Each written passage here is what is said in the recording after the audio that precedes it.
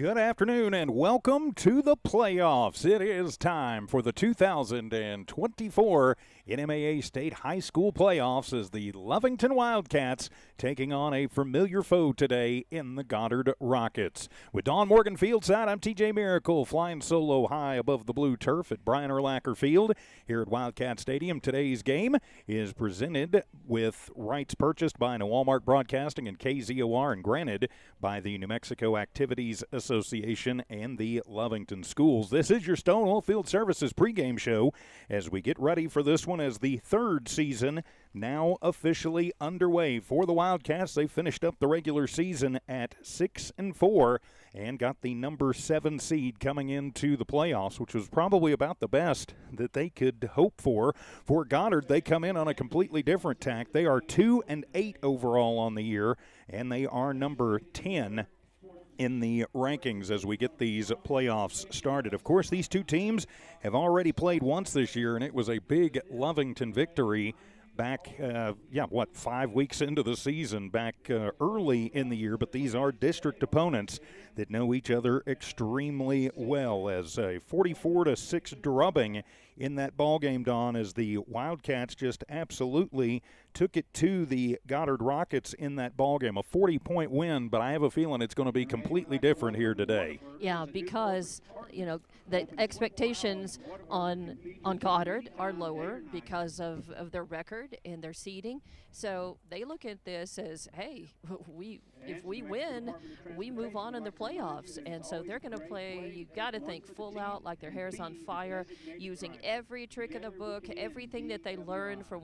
rewatching their game against Lovington. They're going to come out, and I think they are going to be stronger. They're going to be tougher. They're going to have a lot more, they're going to have different mindset, maybe different tactics coming against the Wildcats. They're also going to look at Lovington's, they started off so strong, 5 straight wins, and they had a bit of a skid in the middle of the season, came back strong against Santa Teresa, and Goddard's going to look at that and say, hey, maybe there's a crack in the armor, and we can wriggle our way in there, and nobody expects anything, from us, so here we go. And I think Lovington's definitely, I think the coaches have told them all of this, everything we're saying. This isn't rocket science or brain surgery, but I'm sure they've told the Wildcats, you can't take this team lightly because everything's different playing this second time around, and there's a lot more on the line, and Lovington wants to move forward, so they're going to be using, I'm sure they rewatched film, and they know they're going to look at what worked for them before, what didn't, and try to anticipate adjustments that Goddard would make. I mean, this comes down to a lot of coaching versus anti-coaching versus second guessing and strategy, and lots of lessons that have been learned and moving forward into this game. So it's going to be interesting, and the biggest thing is Lovington just can't take them too lightly. They can't come into this assuming, but they can need to come into this with the confidence that, yes, we've been here before, yes, we're stronger, yes, we're going to win this game. Well, and that's what it's all going to be about, and if you're Lovington, you just got to take it one game at a time. The winner of this will move on to take on the Artesia Bulldogs, who are the number 2 team in the state, and obviously got a bye coming into this one, but you can't look past this Goddard team first. When we played earlier this year back at their place, Lovington absolutely dominated that ball game, holding Goddard to just 74 total yards of offense in that entire game, a 44-6 victory for Lovington. Just 4 first downs in that game for Goddard, but here's kind of, to me, what is a little bit the scary point. They had 9 different players touch the ball in that ball game, so you never quite know who's going to wind up with the ball in their hand when you're playing Goddard. They've got 5 guys who are eligible, or 6 guys at any time who are eligible on the field to touch the ball, and any of them could wind up carrying it, and this is a run-first team in Goddard, and that has kind of been Lovington's problem most of the season, is stopping the run. So, again, I feel like the Lovington coaches and the coaching staff, are looking and thinking exactly what you're saying, what I'm saying, and really seeing all this ahead of time and doing their best to prepare for it this week, and looking at some of the game time decisions that they might be faced with. And I think for coaching, a lot of people don't realize that the team has to practice, the team has to be well coached, the team has to be ready. The coaches also have to think about different scenarios, different game time decisions that they might face, and make those, and practice those and the possible outcomes of each one. So when they're faced with that, they've already thought that through. They've already thought it through. They've coached their team through some of those options and some of those game time decisions, and they're ready. And that's, I think it's going to come down a lot to preparation, experience, and game time calls, decisions, and execution by this team. When the Lovington Wildcats come out and they execute well, watch out. They're able to dominate, they're able to win, and we want to see that team here on the field today. We certainly do, as the Wildcats break out onto the field. They are in the home blue jerseys with the white pants, the white letters and numbers, and of course the white helmets with Cats in script on the side for the Goddard Rockets. They're in the all-white unis with the dark blue helmets and the GR interlocking on the side when they come back out. Dark blue letters and numbers. We're going to be looking at about 62 degrees at kickoff time from here at Wildcat Stadium. Opening round of the 5A playoffs. A light breeze out of the south, probably about 10-15 miles an hour. Could get a little gustier at times, so blowing from the south to the north and a little bit maybe out of the west too. So that's what we're going to be looking at as far as game time conditions go. Great to have you along and looking forward to this one this afternoon. A triple header today on our family of streams and stations. Of course, this one here today at 1 o'clock. Also getting ready to go on here in Lee County down in Eunice. The Eunice Cardinals taking on the Laguna Acoma Hawks. That game will start about 1 o'clock, same as this one. Then this afternoon, way over in Hatch Valley, the Tatum Coyotes will be taking on the Mesilla Valley Sunblazers. Mesilla Valley had to play at Hatch because they don't have their own stadium at their in Las Cruces, but they will be playing at 4 o'clock this afternoon. Those games available on the Tatum Sports YouTube and the Eunice Sports YouTube channel and HobbsAmerica.com, respectively. So the Cats are out on the field. The Rockets actually left the field, and so not sure what's going on with that, but we continue our Stone Oilfield Services pregame show. Let's take a 2-minute timeout, and we'll come back and continue as Wildcat football in the playoffs continues on KZOR.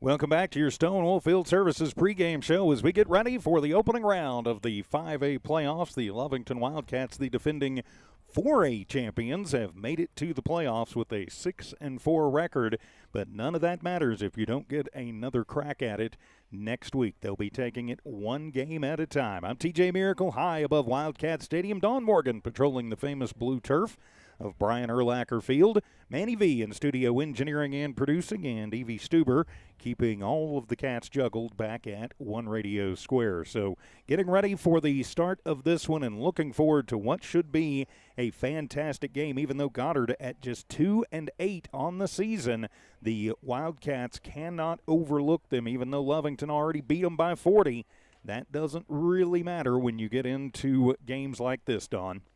Nope. We talked about it a few minutes ago. That's it. They've got to, and the Cats do best when they come out, and the coach has said this, many times. They do best when they are just playing. They want to be Lovington, play their game, come out and play like their hair's on fire, really, from the very beginning.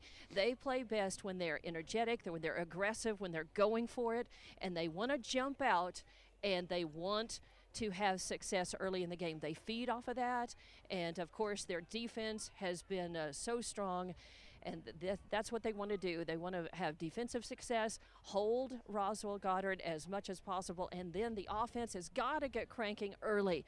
Again, Lovington they perform better, execute better throughout the game, and have a better mindset if they jump out there and they get points on the board quickly. And if they do that and they get up over Goddard quickly, I think all they have to worry about then is keeping their feet on the gas and trying to seal off, control the run against Goddard. And they can't come out and make mistakes. They can't take the team lightly. They've got to stay focused and play like they're playing Artesia today, in terms of their mindset. They've got to play, dominate, and really they want a nice big win here today to go with confidence in moving forward into the next game. But you got to play them first, and that's why they've got to play them hard and get up on the scoreboard and just to try to dominate this game like they did before. Well, you're absolutely right. I think something else they're going to need to think about and work on in the last couple of games of district. Way too many penalties. Really, the last 3 games of district, they averaged 10 penalties and over 100 penalty yards a game. So really, some of those penalties could have made a difference in a couple of those games. Fortunately, didn't come and bite them last week in a dominating win against Santa Teresa. But you've got to clean up those mistakes, because that's it. In essence, what that does is a lot of times that will extend drives and give teams a second wind, a second chance. You can't have that today. No, you can't. And one thing that they've got to, as we started talking about this, mistakes. You've got to play with fewer mistakes, and special teams have got to really be firing. I mean, we've got to have the offense, defense, but we've got to have special teams, really, really playing well, executing well, and again, just trying to stop the Goddard run for sure. And on the bright side for today, looks like we will have Alec Olguin back in uniform. Of course, he sat out last week with an injury, but he is back and healthy for today, and that is a good thing. Also notice one of our captains out there, Cam Ochoa, Dallas Cardenas, and Valente Herrera are now number 2 running back, I would say, as Val last week ripping off a 15-yard touchdown run to kind of put the cap on that one.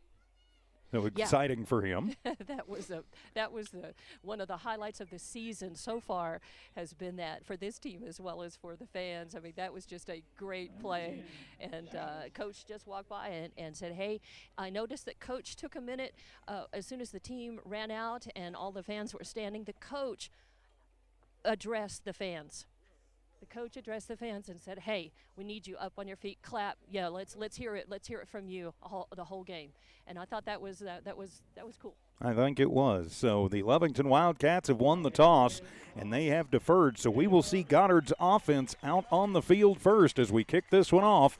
This has been your Stone Oilfield Services pregame show from the good folks at Stone Oilfield Services. WH and the whole family, proud supporters of all Lovington Wildcat and Lee County athletics. We're back in 1 minute to kick it off. It's Wildcat playoff football on Z94 KZOR Hobbs Lovington.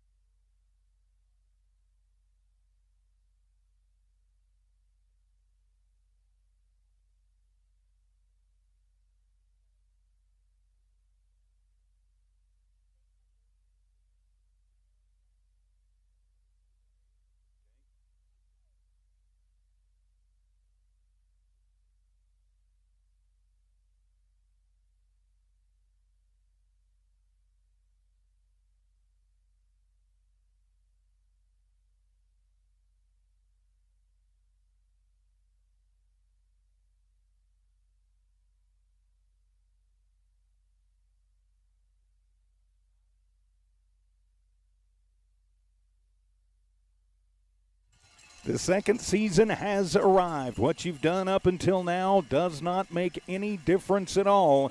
It's all about the playoffs. Welcome to Wildcat Stadium in the opening round of the 2024 NMAA State Football Championships between the 7th-seeded Lovington Wildcats and the 10th-seeded Goddard Rockets. The Cats, under first-year head coach Josh Bailey, are the defending 4A champs, have moved up to 5A, taking on the number 10 Goddard Rockets under Coach Arturo Bolanos. So Lovington won the toss and deferred. They will kick it away, and here we go. Lovington will be kicking it from the south to the north. That is right to left on your radio dial as Josiah Carrillo, Javier Perez back deep to receive for the Goddard Rockets. And here we go. Is Aranda going to kick a little short one? That one is going to bounce. Could be problems, and it'll go out of bounds and was touched by a Rocket. It'll be Rocket football at the 31-yard line, but I like the opening chance there, Dawn. Yeah, good opening gambit, I think. And what this football game is going to be, it's a massive game of chess today. So from the 31-yard line, it will be Rocket football. We'll have to see who their quarterback is going to be as they come out. I believe we have a different quarterback than we had last time we saw him. We'll check on that. Split backs in the backfield. I believe that's Isaiah Montoya maybe, but we'll double check that here in just a moment. Dawn, if you can catch the number of that quarterback. So waiting on it, and it'll be a snap, a handoff going to the left side, and not a lot of room, but still just powering and fighting through it.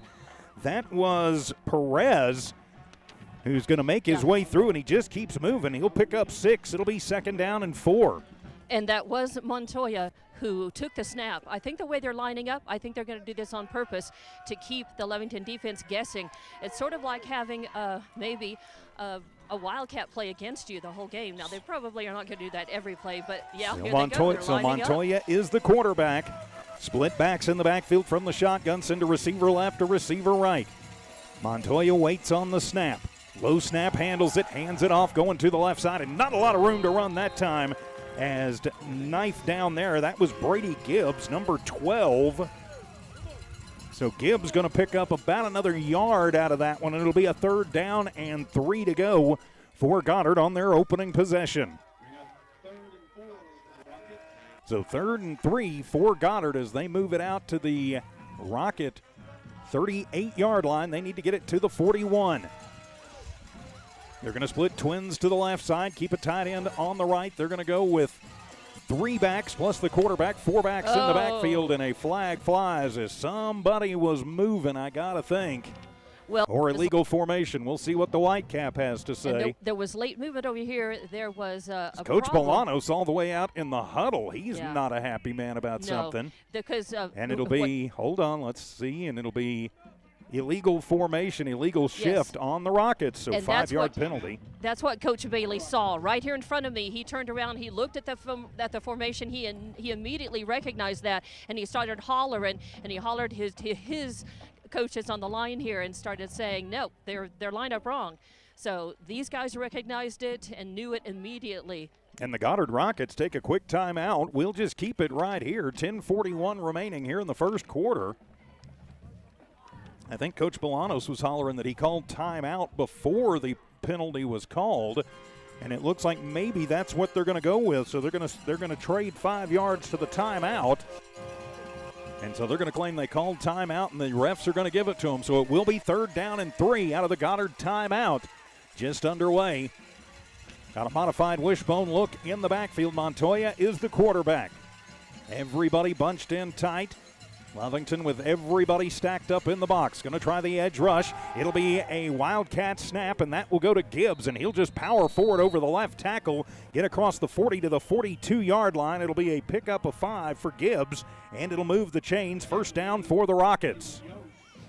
And we can kind of see the strategy here as they're lining up 3 backs, and are they going to snap it to whoever's in the middle? Are they going to hand it off right away, pitch it out? It gives them a lot of options, and it also gives them an advantage. Lovington's got to do a lot of guessing about who's taking the ball, who's getting the ball. Twins to the right side, single receiver to the left. 1st down from the end, and a flag flies. And let's see, we're going to have Another. We're going to have, that's an illegal formation Yes, they're calling. Again. And the back judge saw that immediately once they got set at the line. So illegal participation, actually. So that'll be that means they must have had somebody who tried to check in as a receiver who was not eligible. So that'll move them back 5 yards. First down and 15. Takes them back to the Goddard 37-yard line. And that's signals that we don't see very often, especially that one. Yeah. Yeah. I think maybe that's the first time this year we've seen it. So now they're going to come out with one back in the backfield along with the quarterback from the shotgun. Quarterback still Montoya. Lovington shows blitz. Montoya rolls, has time, pump fake, fires, comes near side and overthrows everybody. His intended target over on this near side was Isaiah Hunter. We've got a flag in the backfield, though. I have a feeling we're going to see when you get that, it's either a hold or roughing the passer. Ooh. So a roughing the passer, that'll be an automatic 15 yards and a first down. We talked about it in the pregame show. You cannot have those bad penalties, and that is a roughing the passer penalty that'll give Goddard the first down and keep a drive alive. Just over 2 minutes have expired here in this first quarter. Again, this is a bad time for that penalty because you had them on the ropes, and now they've got a breath of new life, and less than middle of the field to go. So it'll be first down and 10 for the Rockets as they move to the Wildcat 48-yard line. First down and 10. Twins to the right, single receiver to the left. Montoya from the shotgun with it. Has time, pump fake right, comes back left, fires, and overthrows his intended target. Castillo. He was trying to get Castillo coming on the near side, incomplete. And so that will bring up a second down and 10 for Goddard. Good coverage downfield on him by Alec O'Gean. Good to see Olguin back, as that'll bring up, as we mentioned, a second down and 10. 9.5 minutes remaining here in the first quarter. Goddard has a drive kept alive by a bad Lovington penalty. Rockets inside Wildcat territory on their opening possession. Bunch everybody in tight on the right side. Single receiver to the left. From the far hash mark, Montoya waits, gets it. He'll just take it himself. Goes right up the middle and is hit immediately. Turns around and just bowls through and falls forward to the 45-yard line. It'll be a pickup of 3 for Montoya, and now it'll be third down and 7. I think that was Valente Herrera who came up from the bottom of that pile, and Patrick Sanchez was there as well. Good job by Valente. He had the initial hit and contact, and then he just held on and waited for the rest of the Cats to come clean him up. And Alex Rivera is, again, it could have been 58-59, but one of those two was from the bottom of the pile. So it'll be third down and 7. Important third down here early. Goddard inside Lovington territory at the Wildcat 45. Split twins to the right side.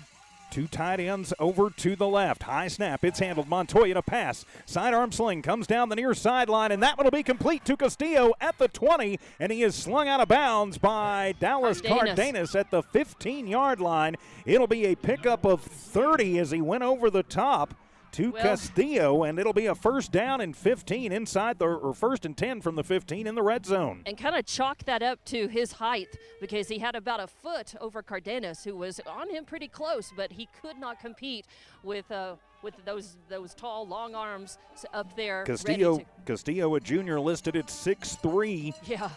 So he is a tall young man. So inside the Wildcat red zone, Goddard on the march. Their third first down of the drive. Twins to the left, 2 tight ends on the right side. Montoya waits the snap. In the backfield with him is Gibbs, and whistles sound and flags fly. We've got a delay of game on Goddard. And so it'll be timeout Goddard before the delay of game, and so they've burned 2 quick timeouts on this opening drive. So while we've got a minute, say a big thanks to all the great folks who make Wildcat football possible here on KZOR and on the Lovington Sports YouTube channel. Bob's Thriftway, NMJC, Battle Energy, Eunice Pump and Supply, Lasco Construction, Miko Services, Cannon Safety, Man Welding, Norley Hospital District, the Lovington Schools, LECO, Devon Energy, Western States Insurance, Stone Oilfield Services, IPS Incorporated, First American Bank of Lovington, Nowell Pharmacy, Lovington Auto Supply, Napa, Master Plumbers, and the Lee County Electric Cooperative. They make it possible for us to bring you these games And in video form, we do have to pay for the playoff video rights, and those folks make it to where we can do that, and we never have to charge you to watch the game. So out of the timeout, it'll be 1st and 10 from the 15-yard line. Goddard on the march. Their opening possession of the ball game has already killed 4 minutes off the clock. They put twins to the left side, 2 tight ends stacked on the right. Montoya pointing out the coverages. 10 seconds left on the play clock. Now they reset it to 20 seconds and will start the clock. Montoya with it, hands it to Gibbs, sweeps out to the right side. He's got some room, cuts it back to the left, and is cut down at the 2-yard line by Cardenas. It'll be a pickup of 13, and it'll be 1st and goal for the Rockets from the Wildcat 2. 3 carries now for 19 yards for Gibbs. And Goddard knocking on the door. Yeah, and really everybody stayed home in the center except for Cardenas, who pulled out. He stayed on his man. He made a shoestring tackle, got him before he got across. But now Lovington's got to hold him from the 2-yard line. So it'll be 1st and goal from the 2. Goddard knocking on the door, their opening possession, a possession that largely kept alive by a personal foul, roughing the passer penalty. They're going to stack up. They're going to go the modified wishbone look. And they will snap that one directly to Loya, and nowhere to go. He is knocked down at the line. Patrick Sanchez and Chase Terrell getting the first touch on him. And so the direct snap to Bruce Loya, no gain on the play, and that'll bring up 2nd and goal from the 2. Might have knocked him back about a half yard.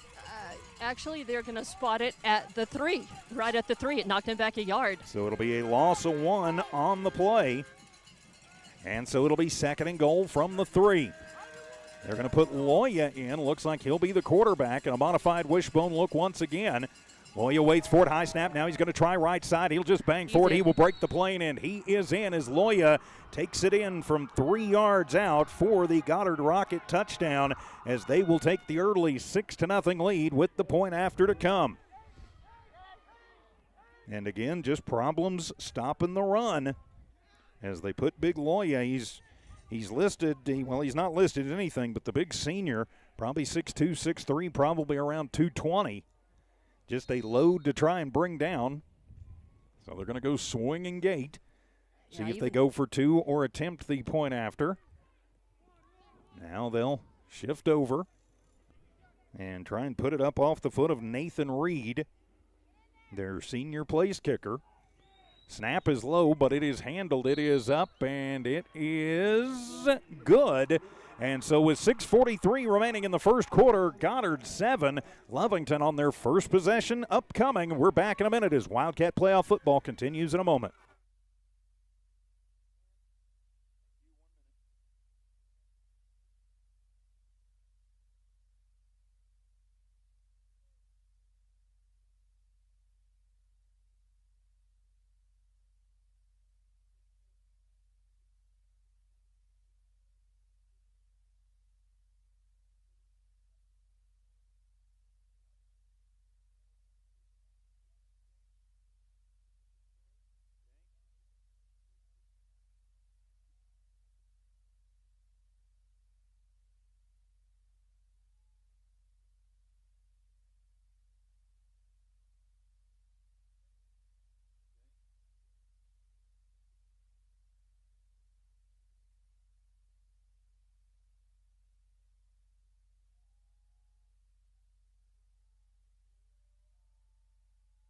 It's a 69-yard, 5-minute, and 17-second drive to open up the scoring in this 5A opening round playoff game. Bruce Loya takes it in from 3 yards out, and the point after is good as Goddard takes the early 7-0 lead. Welcome back to Wildcat football here on Z94 KZOR as Reed will tee it up at the 40 and kick it away towards the south end zone. It'll be a short kick as Terrell will come up and field it at the 24. He brings it out, comes near side to the 30, to the 35, turns the corner and is bumped out across the 40 at the 41-yard line. The only man who could stop him was Jose Porras, and he does, but a good return and good field position for the Wildcats. And Don, interestingly, I heard Coach Bailey as he was walking down the line down there during the break say, it's just 7 points, guys, don't worry, we're getting 50. That's right.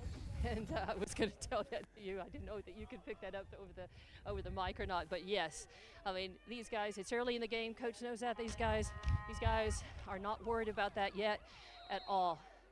So this is how they wanted it. They wanted to defer, and now they've got to go to work offensively. 3 receivers to the right, single receiver to the left. Cardenas in the backfield with Prudencio from the 45-yard line. Fake the handoff, though the screen goes to the far side. Moving around is Gutierrez as he crosses the 50 to the 49-yard line. It'll be a 6-yard pitch and catch to Jaden Gutierrez, 2nd down and 4.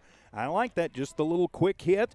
They got one of the middle linebackers to bite on the handoff fake, the play fake, and then just swung it out quickly. If Lovington can do that, it could be a very long afternoon for this Goddard defense. So 2nd down and 4. Lovington going to split twins to the left side this time. Single receiver to the right. Keep a couple of tight ends. High snap, and it will be direct to Cam Ochoa. Keeps it himself. Cam is into big Goddard territory and puts a huge hit on one of the Rockets and is down at the 30-yard line. 19 yards on the direct snap to Cam Ochoa and move the chains. 1st down, Lovington. Yeah, this team is fired up, and luckily the fans sound like they are right with them as well. And, yeah, it was awesome. I think it was a really good. And it was a high snap, too, and Cam got a good hole up front from Rivera. And looks like also Herrera up there. So from the shotgun, and it'll be a direct snap this time to Cardenas, and he gets hammered and slung down by his face mask. Where's the flag? Yes. Yeah, the coach. Where is the flag? I mean, he held onto that thing like a milk jug handle. Yeah. And even the Wildcats are asking. It'll be a pickup of 2. I mean, that was pretty obvious even from way up here, and I don't have the greatest eyesight. It was blatant, and one of the assistant coaches is over here. The ref just shook him off. He just waved him off, shook his head. And they're going to bring Dallas off to make sure he's okay. Wow. As I heard Coach Chief Bridgeforth and Coach Stephen McGraw next to me hollering face mask. And it was immediate and obvious. So not just 1 or 2 people saw it. 2nd and 8, empty set in the backfield for Prudencio. Trips to the left, twins to the right. High snap. Matthew keeps it himself. He'll take it over the left tackle. He's got some room to the 20, to the 15, 10, 5. Put it in the end zone. 6 on the board. Touchdown, Wildcats. 29 yards on the quarterback keeper for Matthew Prudencio, and the Wildcats have answered. Wow, he got a good block right away that opened him up, opened the lane, took Goddard by surprise, and I think it was designed as a quarterback keeper, a sneak the whole way. Yeah, I think it was too, a designed quarterback run. Spread them out, nobody in the backfield, and then just let the big boys up front open the lane, and that's what they did. Caleb Aranda on to attempt the extra point. 4:35 to go here in the first. Lovington trying to tie this one up at 7. High snap, it is handled. Caleb gets the foot in it, sends it into the wind, and it is good. With 4.5 minutes remaining in the first quarter, we're all knotted up at 7. Wildcat playoff football continues in 1 minute on KZOR.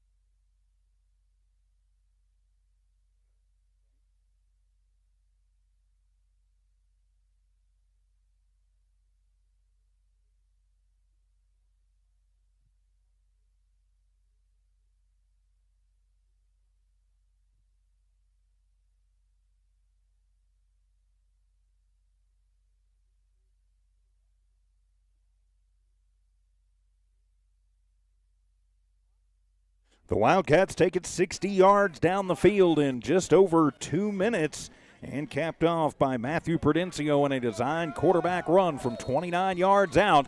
Point after is good, and just like that, we are tied at 7 apiece. 4:35 remaining in the first on Morgan Field side. I'm TJ Miracle. Manny V in studio engineering and producing as Caleb Aranda comes up and he will put the boot into it. A high end-over-ender this time that is going to go into the end zone and will bring the Rockets out to the 20-yard line. Okay, so something interesting to note during that little time, not a timeout, but until the kickoff, Coach Bailey went to the chief ref, to the white cap, and talked to him about that face mask that was missed. And he demonstrated it, talked to him, and then talked briefly to another one to the side judge as well. So those guys, I think he's just putting them on notice. I think they missed a call. Just watch for it in the future, and could have had a hurt player over it. As my coach used to say, it's not a tackle handle, kid. So it'll be Montoya back. He looks, fires over the middle, and that one is too high and almost picked off. As he was trying to get number 81 back there, his intended target. That is Porras. But overthrows him. So incomplete. It'll be 2nd down and 10 now for the Rockets. Good coverage down the field by the Wildcats. This would be a great time for a defensive stop or force a turnover and let Lovington, while they're hot, get some more points on the board. Twins to the left. Montoya is with Gibbs in the backfield with him. Hand it to Gibbs. He's going to come near side. Has some room. He's out across the 25 to the 27-yard line before Lovington. Finally, Dallas Cardenas gang tackles him. You've got to get more first contact from the big boys up front as Gibbs will run forward for, call it 7 yards, and it'll be 3rd down and 3. Yeah, quicker first contact, lower down to stop him. Take the legs out from it and get him down. They get an extra 3-4 yards on you. So 3rd down and 3, Twins to the left, single receiver, nobody to the right. They've got 2 tight ends stacked to the near side. Montoya barking out the signal, gets it, takes it himself, is hit in the backfield, and touches, brings it down. Ball is loose, Cats have it! Cats have it! Cardenas falls on it! The Cats force the fumble, the turnover, and the Cats are knocking on the door! Just like that. I think the birds are still hanging there somewhere. Force, gonna stop here, force the ball, and get into the end zone while Lovington is running hot after that. Pretty sure. So it'll be plays later. Here we go. It'll be a 2-yard sack and the fumble recovery by the Wildcats as they take over 1st and 10 from their own, or rather from the Goddard 24-yard line. First turnover of the ball game. Twins left, tight end on the right side. The deep back is Cardenas. High snap, hand it to Dallas. Big hole up the middle, cuts it back, leaps over a man. He's at the 5 and down inside the 5 to the 4-yard line. And they're going to spot him at the 5 officially. It'll be a 19-yard gain and 1st and goal Wildcats. Yeah, here we go. The Cats feel them run. The engine is running hot. They need to just run it and roll it as long as it lasts here, as long as it lasts. From the 5-yard line, 1st down and goal for Lovington, all tied at 7. Here in the first quarter, 3:15 remaining. Lovington knocking on the door, trying to cash in on the Goddard turnover. Coach barking out some last-minute instructions on the formation. Send a man in motion. That's Herrera, and they will hand it to Dallas right up the middle. Gets away from 1, gets away from 2, can't get away from the 3rd before he is going to be knifed down. He'll still pick up a couple. Sebastian Benavidez will bring him down. Pick up a 3. 2nd and goal now from the 2. So 2nd and goal now from the 20, or rather from the 2-yard line. Yeah, also in on right the stop, the Levi Vizcata. Thank you, Chief Bridgeforth. So a 2nd and goal from the 2. Lovington trying to cash in the Goddard turnover. 2.5 minutes to go here in the first quarter. Cam Ochoa in the Wildcat formation. Direct snap to Cardenas. He rolls it to the right. Is going to tuck it, take it, has a seam into the end zone. 6 on the board. Touchdown Wildcats. Valente Herrera came up and threw a hellacious block. Sealed off the corner, and Cardenas sweeps it home on the right side for his 2nd rushing touchdown of the quarter. And the Cats now up 13-7.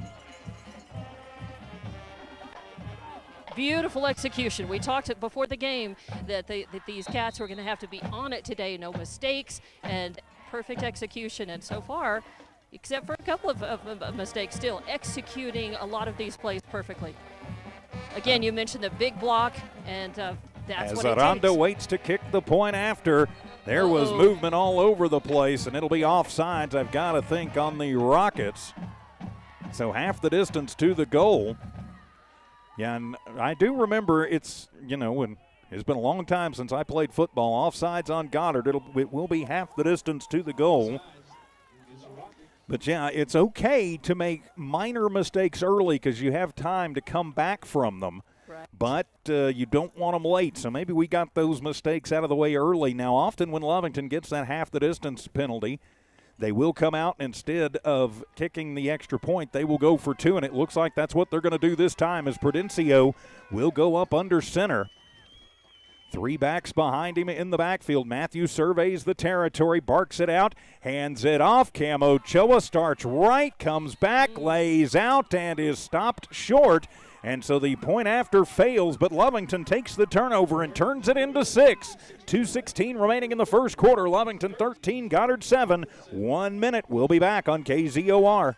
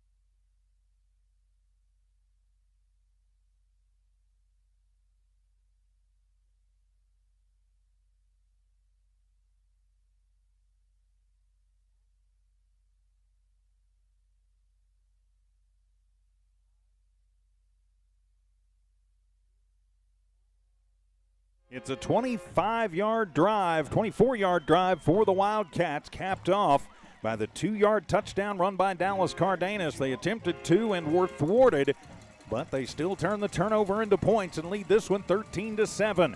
As Caleb Aranda will kick this one away, it'll come up and bounce and will go into the end zone. That's where Castillo let it go to the end zone, and so it will be Goddard football, their third possession out at their own 20-yard line, Dawn. Yeah, absolutely. This is you feel like even though Lovington missed that point after, adding 1 or 2 points as they went for that, they really need to really force another turnover here if they can. I mean, this would really exactly what they need to do is put more distance on the scoreboard between them and Goddard. First down for Goddard from their own 20-yard line. Montoya is the quarterback. Good snap. Looks to the left, slings it left, goes down, and that one will be complete out across the 45 at the 47-yard line as Castillo just goes up and over everybody. 27 yards to Castillo, and that'll be his second catch for 57 yards. First down, Goddard. And, immediately we can see they haven't gone to the air much, and they haven't been successful except to Castillo. So that tells Lovington something as far as, and they're going to split Castillo wide to the right side this time. He will be the widest of the wideouts. Put Cardenas on him. First and 10 from the Rocket 47-yard line. Montoya waits, hands it to Gibbs. Gibbs with the seam. He crosses into Lovington territory and down to the 45-yard line. It'll be a pickup of 8 for Gibbs.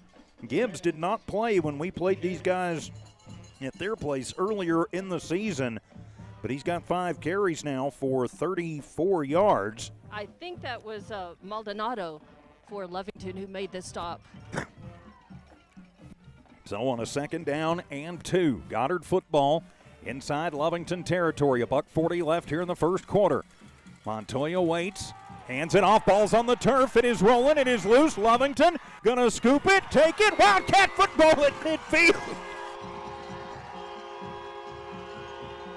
The Wildcats will get it back on a blown play, and it forced the second turnover. It looked like Gibbs was thinking Montoya was going to keep it himself. Montoya thinking Gibbs is going to take it in the breadbasket, and then they just bat it away, and it rumbles and fumbles and stumbles around in Wildcat football. I thought I was going to have to scoop it up over here. I thought it was going to scoot all over the turf, all the way over here to the sideline. But, it was out for a long time. So from the Goddard 49-yard line, Lovington takes advantage of their second turnover. Prudencio from the shotgun, twins to the right, single receiver to the left. Fake the handoff, going for it all, wants it up the seam, tossing to Rivero, and he has the grab down at the 10. No, they're going to say that it hit the turf. So incomplete, but I like the aggression from Coach Bailey and the offensive staff going for it all right there. He had some coverage and also number 34 is Garcia. So incomplete, and that'll bring up second down and 10, but they decided to try for all of it. To Elijah Rivero on the outside. You know, you got the momentum. Gutierrez in the slot on the right. Rivero split out wide to the right, single receiver to the left. Good snap, hand it to Ochoa, gets away from a man in the backfield, stiff arms a man at the 50, turns it up the sideline to the 45-yard line. It'll be a pickup of 6 before finally being brought down by Ralph Siepels. And Alberto Chavez also there running into him. There was a pretty hard tackle. I could hear that from over here. So it'll be third down and 4 for the Wildcats. $1:13 to go here in the first. Lovington trying to tack on to a 6-point lead, trying to cash in on another rocket turnover. 4 receiver set this time, twins left, twins right. They'll line them up left and right. From the stack formation, Ochoa is the left shoulder back for Prudencio. Matthew with it, hands it to Cam, stumbles in the backfield, and then just has to turn it around and move forward. Might have gotten a yard out of it, but no more than that.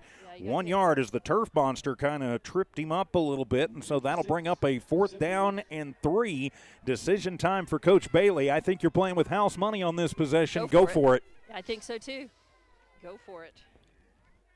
And that is exactly what they're going to do. They will keep the offense out with 45 seconds remaining. So 4th down and 3 to go. Twins left, twins right. Ochoa in the backfield with Prudencio.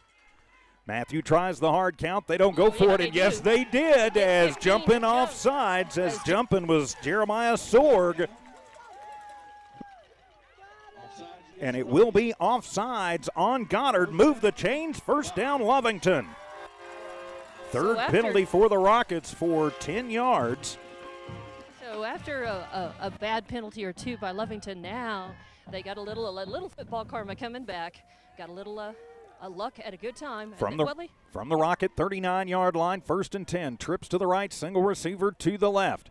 Prudencio sends a man in motion right to left, and it'll be a direct snap. Nope, that'll be Prudencio on the quarterback keeper, and he crosses the 30, and then a suplex by Sorg down at the 26-yard line. Pick up a 13 for Prudencio and move the chains. First down Wildcats. Somebody, though, better check him out because, again, a WWE-worthy belly-to-back suplex there. I think Sorg may be trying out for one of the wrestling leagues there. And Lovington, I think, is going to have a timeout. And that'll end the first quarter of play. Lovington on the march and leading 13-7. Wildcat football will continue in 1 minute on KZOR.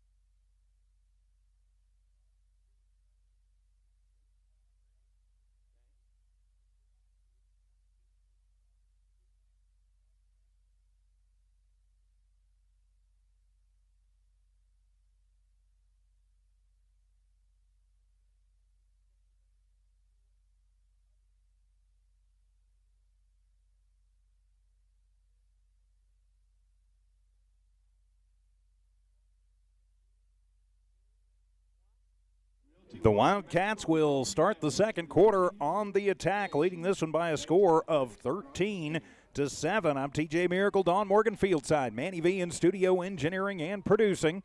So on a 1st and 10 from the Goddard 27, Lovington football. Stack them in tight on the right side and then fake the handoff. Prudencio rolls in trouble. He'll just have to take it. Gets a hold. He's across the 20 and down inside the 20 at the 19-yard line. It'll be a, well, they're going to say his knee went down at the 20. Hey, it's still good for 7 for Matthew as he didn't wait. He saw the hole open and took it. He did, and he slid down, I think, after that big crunch that he endured on that last run. Yeah, he saw it coming, so he slid down. Still good yardage. 2nd down and 2. Cats going to split twins to the left, single receiver to the right. It's Rivero by himself to the right, Olguin in the slot on the left. Waiting for it, hand it off, and Ochoa just bangs over the left guard, and he'll have the first down. So it'll be a pickup of 3 and move the chains. First down, Wildcats, their 5th first down of the ball game. You need 2, you get 3. That's all it takes. Move the chains, keep rolling, and you are in the blue zone, I guess we might say. Yes, you are. And so it'll be 1st and 10 inside the blue zone. Yeah, right before the end of that first quarter, I hadn't been watching the clock at all. Not realizing. Split backs in the backfield with Prudencio. He will hand it off. Cardenas sweeping to the right side. Tries to cut it back. Not a lot of room to run. Gets away from 1. Gets away from 2. Can't get away from the 3rd one. And he'll get to the 15. It'll be 2 yards for Dallas Cardenas before Nathan Reed finally brings him down. 28 yards on 5 carries for Dallas Cardenas, including a 2-yard touchdown run. Lovington has gotten it done on the ground. Today, they've only thrown the ball 2 times. Prudencio 1 for 2 in the air. And Lovington's defensive coordinator hollering out to the defense, hey, pointing out 1 or 2 players to watch out for. Get him down early. 2nd and 8, direct snap to Cardenas, and he gets hit, and he gets grabbed in the face mask again, and still no call. It's Gutierrez. Now that was Gutierrez. It was 14? Yes. Okay. Yep. And it will be another face mask that is not called. It'll be a pickup of 5 for Jaden. Yeah. We're just shaking their head. And again, okay. It's not a tackle handle, but somebody, I guess nobody's told the side judges that. So it'll be 3rd down and call it about 4 for the Wildcats. Prudencio with it, back to pass, great protection, has time, throws it to Rivero, left side. He'll go into the end zone, but this one's coming back on a hold in the backfield as somebody reached out and grabbed onto Ralph's Sepals, pardon me. Yep. And it'll be holding on the Wildcats, and so wipe the touchdown off the board. 2nd penalty of the ball game on Lovington. And it's the 10-yard variety, and it'll move them all the way back to about the 25-yard line. Whitecap himself was spotted it immediately, threw that flag even before made it in the end zone. And the Lovington faithful not real happy about that. It'll spot it officially at the 21-yard line. Yeah, it's when you get a couple of what you think face mask calls, which are much more egregious, and then you don't get those calls, but you get a holding that brings a touchdown back. So it's frustrating. So it'll be 3rd down and 14 for the Wildcats after the 10-yard hold. Twins left, twins right. Prudencio with it, back to pass, looking right, throwing right, has a man. It is Rivero again, gets away from 1 at the 10, cuts it back to the 5 and put it in the end zone. 6 on the board, touchdown Wildcats. Rivero didn't get it a minute ago, but he gets it this time from 21 yards out, and the Cats will go up 19-7. And I think the sentiment there was, okay, well, we got a holding, but we're gonna get in the end zone anyway. Next play, there they are. And they put it in as they take advantage of another Goddard turnover and will go up by 2 touchdowns. Point after to come. They will put Caleb Aranda out. And that's what you want to do. You want to capitalize on the turnovers. You got to make points out of those, and they've done that twice. Snap is good, hold is good, the kick is up, and it's a helicopter, and it is good as it sneaks inside the left upright. With 9:14 to go in the first half, Lovington 20, Goddard 7. We're back in a minute as Wildcat football continues on KZOR.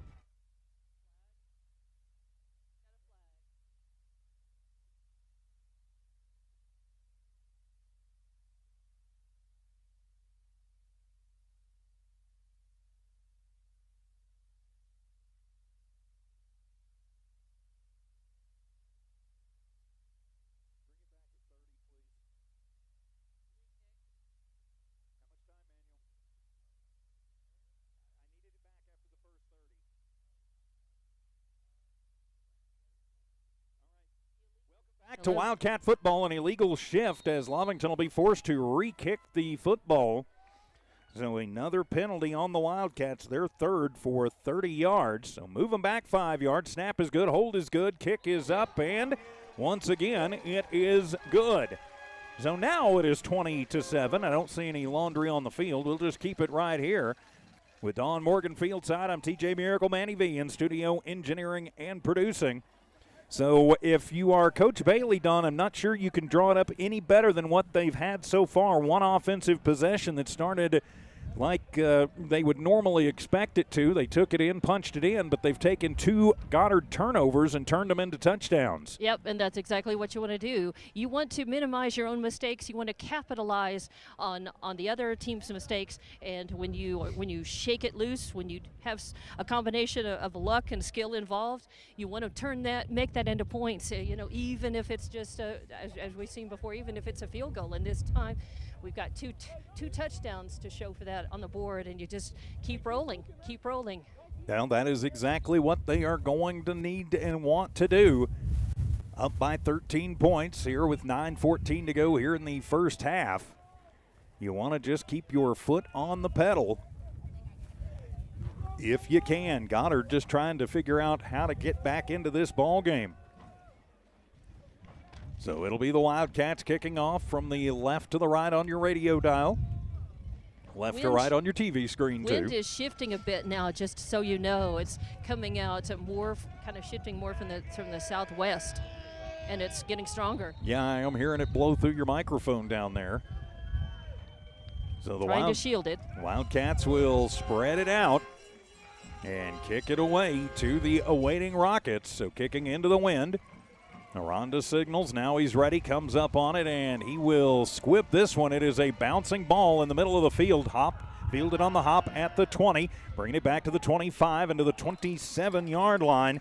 Bringing that one up was Tristan Torres before he is knocked down at the 27. So decent field position for the Rockets. Wow, they're going to give them to the 29-yard line. I think a little bit generous there, but that's all right. 1st and 10 from the 29-yard line for the Rockets on their 4th possession of the first half, 2 of which have ended in turnovers. Lovington would like to see that continue. Now they're going to start the play clock. And whistles sound, and they're telling reset the play clock at 40. There we go.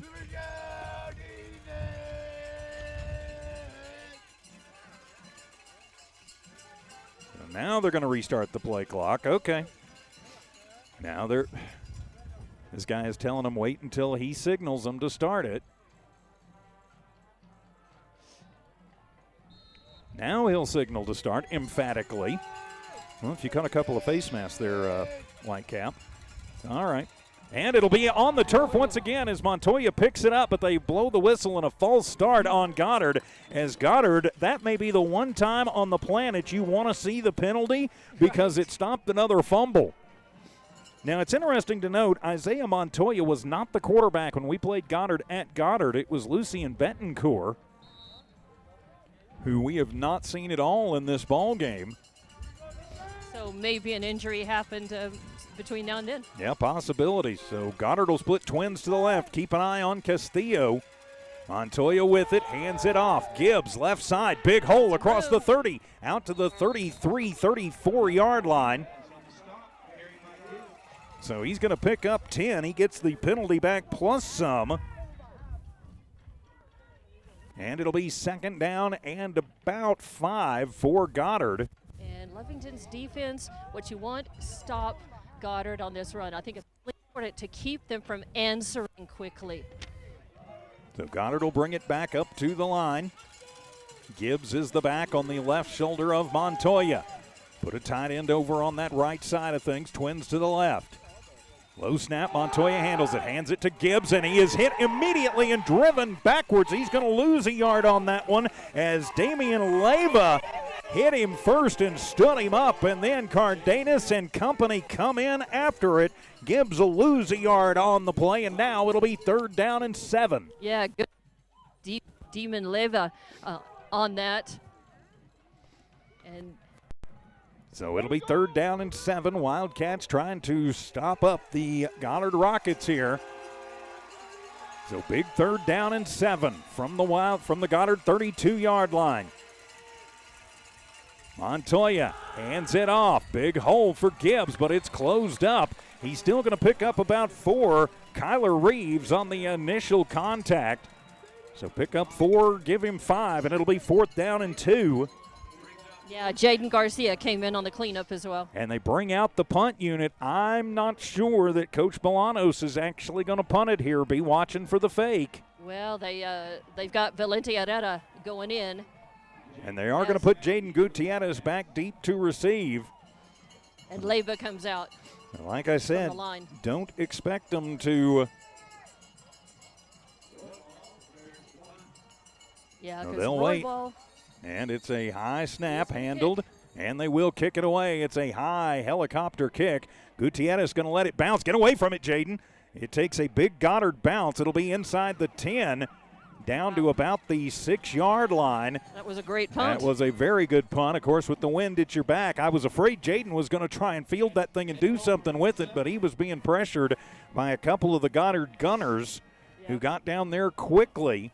So Lovington's going to have a long way to go. They'll spot it at the 7-yard line. 6 minutes and 51 seconds remaining here in the first half. Lovington up 20-7. But, hey, you can just take a long time on this drive, but I don't think you get conservative. Keep your foot on the gas here. Yes. And good execution, no mistakes, no bad penalties, and just take your time on the drive and try to have it end up in the end zone. Wildcats deep in their own territory. 1st and 10 from the Cats 7. Hand it off. Cardenas sweeps it left. Got it room. He's across the 10 to the 15 to the 20. He's got a seam to the 25 to the 30. It's a foot race to the 40 to the 50 to the 40 and to the 30, and finally going to be knocked down at the 25. Make it the 24-yard line. Huge gain. So let's see. That would be 75. That would be 69 yards for Dallas Cardenas, and 1st down. Lovington flipped the field. And that was at Ernesto Garcia, number 34, who actually put the tackle, put the hit on him. This tells you a lot about Cardenas. Cardenas could have just turned to the right and come out of bounds at that point. And they're going to say they're going to say he stepped out back at the 35. He turned left and into the tackle. Twins left, twins to the right. 1st down for the Wildcats. Hand it off. Ochoa nowhere to go over the left guard as he is hit immediately by Hunter Bishop. It'll be a pickup of 1 for Cam. Hard running inside. 5 carries, 30 yards for Ochoa. And it'll be 2nd down and a long 9. Yeah, I really didn't see that. I was over here, and I didn't see that he stepped out that early. I mean, it's still 58 yards. You'll take it. But not as good a run as I think it actually was. So 87 yards on 6 carries for Dallas Cardenas. You'll take 87 on 6, I think, any day of the week. Sure, but you bet. You'd like to be 10 yards further down. Trips to the right side, single receiver to the left. Good coverage. Prudencio pump fake to the right, looks right, steps up, back of the end zone. Nobody home, and it'll be picked off in the end zone. That was a bad throw. What was Prudencio thinking there? Well, the only one down. And Lovington gave up on the route there. It was Chase Terrell with the only one down here. Yeah, but there was nobody in the end zone. I mean, there was nobody within 20 yards of Castillo. That was Terrell was the only one. Yeah, miscommunication all over the place. And so Lovington will have their first turnover as they squander a golden opportunity, and will give Goddard the ball back at the 20-yard line. And here, you just don't want to sputter. You want to go ahead and just turn around and be ferocious on defense here. And don't let Goddard take this and make a lot of momentum off of it. Montoya from the shotgun. Gibbs will be over on his right shoulder. 2 receivers to the left side. Montoya with it, back to pass. Looks left, throws left, goes it up the seam to Castillo, and he drops the ball, but they're going to call a late hit on Lovington as Terrell going to get flagged. Or pardon me, Aiden Nunez going to get the flag for pass interference, or it could be a late hold. So let's see what the Whitecap's going to call for sure. It'll move them forward, though, and they are going to call pass interference defense. And that'll be 15 yards on the pass interference penalty on Lovington. That'll be their 4th penalty, their 2nd pass interference. If you are the defensive staff and Coach Bailey, that moves them out to the 35-yard line, by the way. You've got to put somebody who is as athletic as Castillo out there on him. And taller, not taller than Castillo, but somebody who's got a little height to be able to match up against him a little bit better. And that's not to say Aiden Nunez there's anything wrong with his defensive not skills. at all. It's just he gives up almost a foot to Castillo, and that is a recipe for disaster. 1st and 10 as Montoya keeps it himself, goes to the left, is just going to turn it up, and he'll be met and brought down. Leyva first to get there. It'll be a pickup of 2 for Montoya, and it'll be 2nd down and 8. Yeah, and Leifa's having a good game. He's been in on some key tackles here today. Yes, he has been. 6th first down, by the way, off the penalty. Two of Goddard's first downs have come via the penalty route. So it'll be 2nd down and 8. Lovington still with all 3 timeouts. You're not going to think about using them just yet. 5 minutes remaining here in the half. You're up by 13. Twins to the left, and a late substitution coming in over on the right side. Yeah, that's number 27. That's Reed. So Reed, not sure where he's supposed to be. He ran off. Now he ran back in. And the play clock has expired, and that'll be delay of game on Goddard. Goddard called the timeout. Just in time. Just in time. That'll be their 3rd and final timeout. 4:45 remaining here in the first half. Lovington 20, Goddard 7. Back in 30 seconds here on KZOR.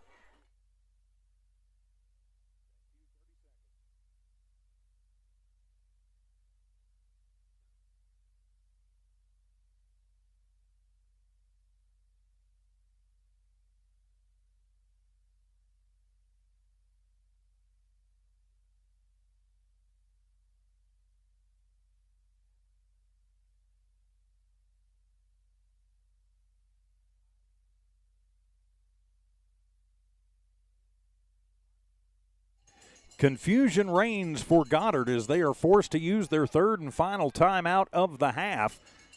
And we come back out onto the field. Lovington leading 20-7 over the Goddard Rockets. I'm TJ Miracle, Don Morgan Fieldside, Manny V in studio. So on a 2nd down and 8 for the Rockets, they'll split twins to the left, a nobody up to the right. Is still more confusion as Coach Bailey is getting some. He wants to know why they allowed him to call the timeout after the play clock had expired. And I think that's a legitimate and a valid question. Very much so. Because that's twice that they have let them use a timeout instead of calling the – and one time they threw the flag and then picked it up as – I don't know. Maybe you take Coach Bolanos with you out to the maybe you take him up to the roundhouse and let him do some lobbying for you. He is apparently extremely good at it. The last words of the white cap to Coach Bailey were, "I hear you, Coach."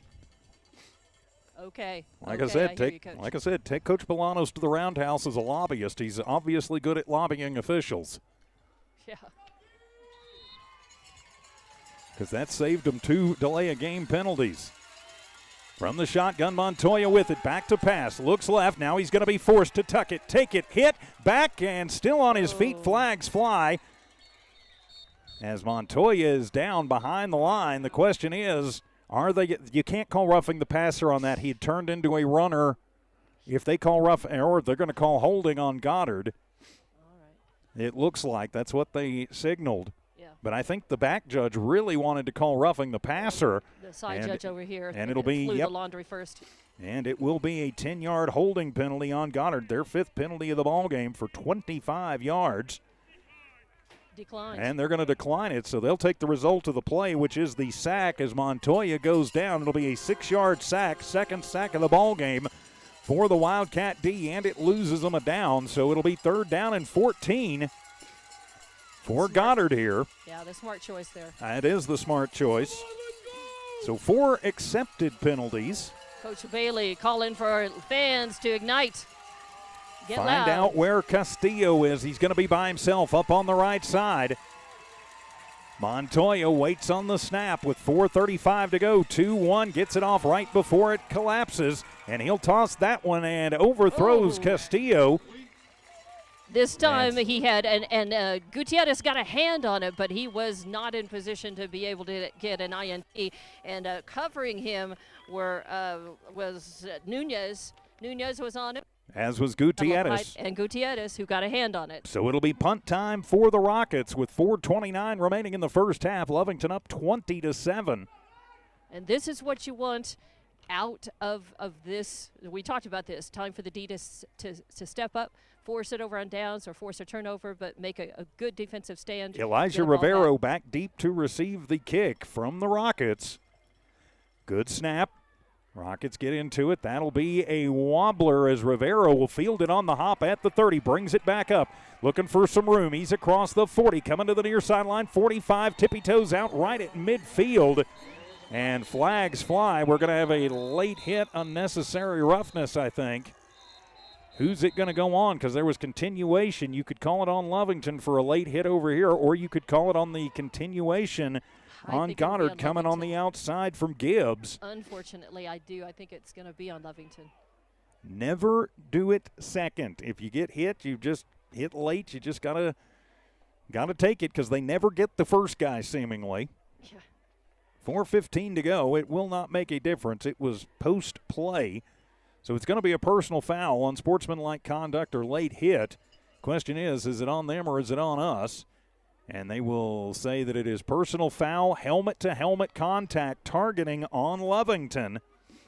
So that'll be their fifth penalty of the ball game.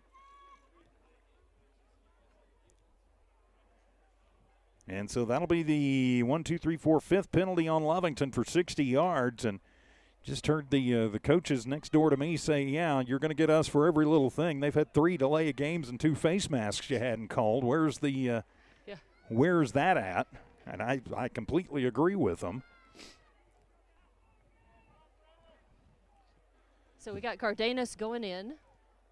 So it will be Lovington football. That'll move them back to approximately the 35-yard line. And And I think Coach Bolanos over there lobbying to say it was pre-play. No, it wasn't, Coach. It's Lovington football. It was after the play. He's been so successful in his arguments. I bet he's ready to argue that it's the moon up in the sky, not the sun. Maybe.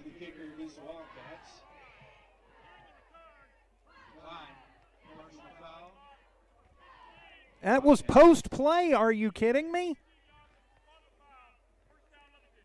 Okay, they do keep it with Lovington. He'd originally signaled that it was first down Goddard, and I was like, wait a minute, what? And so confusion again reigns as Lovington put the defense back out there. So, yep, they'll put it at the 36-yard line. Yeah, it is Lovington football, as it should be, because it was post-play.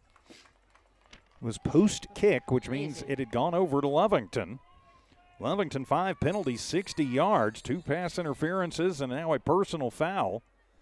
Still 4:15 remaining here in the half. Thanks for listening to Lovington Wildcat football on Z94 KZOR Hobbs Lovington, the Z94 KZOR app. Also watching Lovington Sports YouTube and HobbsAmerica.com. Big thanks to all those sponsors you see there on the bottom of your screen and you're hearing their ads.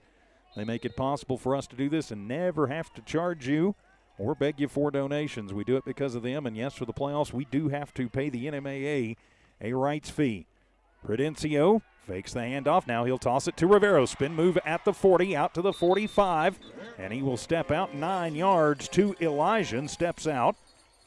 So it'll be 2nd down and 1, but a nice job by Rivero there to keep from getting just blown up. Yeah, he did some fancy footwork there to get some more yardage out of that. So it'll be 2nd down and a yard. And do we have a flag on the play? I didn't see any laundry. I don't know what the ref is and calling. there is another flag. It came from the near sideline. Offside? And they are going to call an illegal formation on Lovington, or illegal man downfield. They're saying he was. They're going to call an illegal formation. Okay. They were talking about motion. They were talking about being lined up and 6 penalty on Lovington for 65 yards. Ouch. And so it'll wipe out the 9-yard gain to Rivero as the Boo Birds are in blue or out, and I don't blame them. things have been at least seemingly a little one-sided. And so first down and 15, and yeah, the Royal Blue faithful under here are letting them have it, and now we're going to have some more discussion. So while we're discussing what the foul is and what it should be and what's going on there, say a big thanks to all the great sponsors who make it possible to bring you Lovington Wildcat football here on Z94 KZOR and on the Lovington Sports YouTube channel. Of course, today's game is presented on rights granted by the New Mexico Activities Association and purchased by Walmart Broadcasting. And now they're going to pick the flag up and wave it off. So maybe time to send Coach Bailey to the roundhouse. So are they going to just say the play never happened? Are they going to play redo? If they call that, then you have to give the 9 yards to Rivero. Then it has to go back to 2nd and 1. Yeah, instead of 1st and 10, as Coach Milano's going to be out arguing now. Because without the penalty, it's 2nd and 1, yeah. Should be 2nd and 1, not 2nd and 10. You can't do a half penalty. And they are hollering it's 2nd and 1. Is Coach Bailey telling them the same thing? It's not 2nd and 10, boys and girls. It's you don't get it's to 2nd and 1. You don't get to. And now they're going to call the back judge in. It is 2nd. If you waive that penalty off, the play stands. I am 100% certain on this. If you waive it off, the play stands, which would make it 2nd down and 1. It was a 9-yard pitch and catch to Rivero. So it should be 2nd down and 1. This doesn't seem too hard. I mean, yeah, there's no question about this. It's 2nd down and 1, and yep, they will move the ball up, so that means I get to write everything back down in the book. One of these years I am going to start doing this in pencil, so it will be 2nd down and 1, Lovington at the 44-yard line. All right, so we got all that straightened out. Still 4:08 to go on the clock. Lovington is up by 13, but looking to add to it with 4:08 to go here in the half. And they really want to do that. They want to go ahead and get another score on the board before halftime and keep Goddard from scoring again. They want to go into half. 27 is great. You're 13 points up, but you got the ball. You've got time. You want to get in the end zone, make it count. You could make this a 4-score game real fast if you can score here and then score first possession of the half. Sure. Oh, yeah. Because we'll have the ball first to start it. Empty set in the backfield, and keeping it himself is Matthew, and not a lot of room to go for Prudencio as Goddard stayed home that time. It'll be a pickup of 1 for Prudencio, 3rd down and less than a yard. And, of course, having the call ultimately go against some Goddard fans, we're really happy about And now that. they're going to go jumbo formation as a whistle sounds as timeout going to be taken by Lovington. So 3:44 to go in the first half. Lovington 20, Goddard 7, and weirdness abounds. We're back in 30 seconds on KZOR.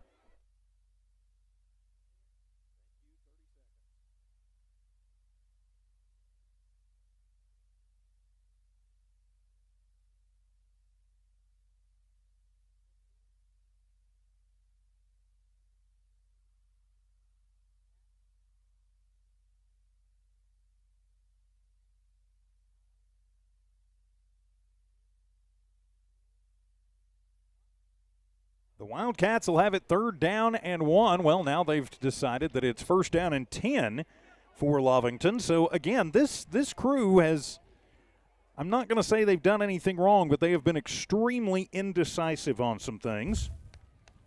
So give Matthew 2, and it'll be 1st down Wildcats, their 7th first down of the first half. Coach Bolanos is still over there barking, even though all of the officials are up across the 45 at the 46-yard line. So call it a 1st down for Lovington, as there's just been a lot of confusion with our striped crew today. Lovington up, though, 22-7. So now Twins left, Twins to the right. 1st and 10 for the Wildcats. Put Cardenas out, empty set in the backfield now. Dallas goes to the slot right side, back to pass. Prudencio on the crossing route. Has Rivero, he's across the 45, gets away from 1, he's to the 40. Burning on the Jets to the 30.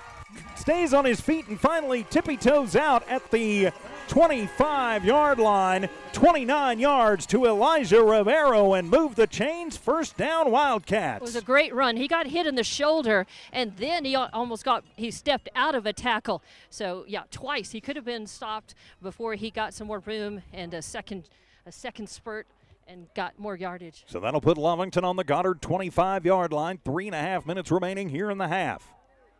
Lovington on the march, trying to expand on a 13-point lead.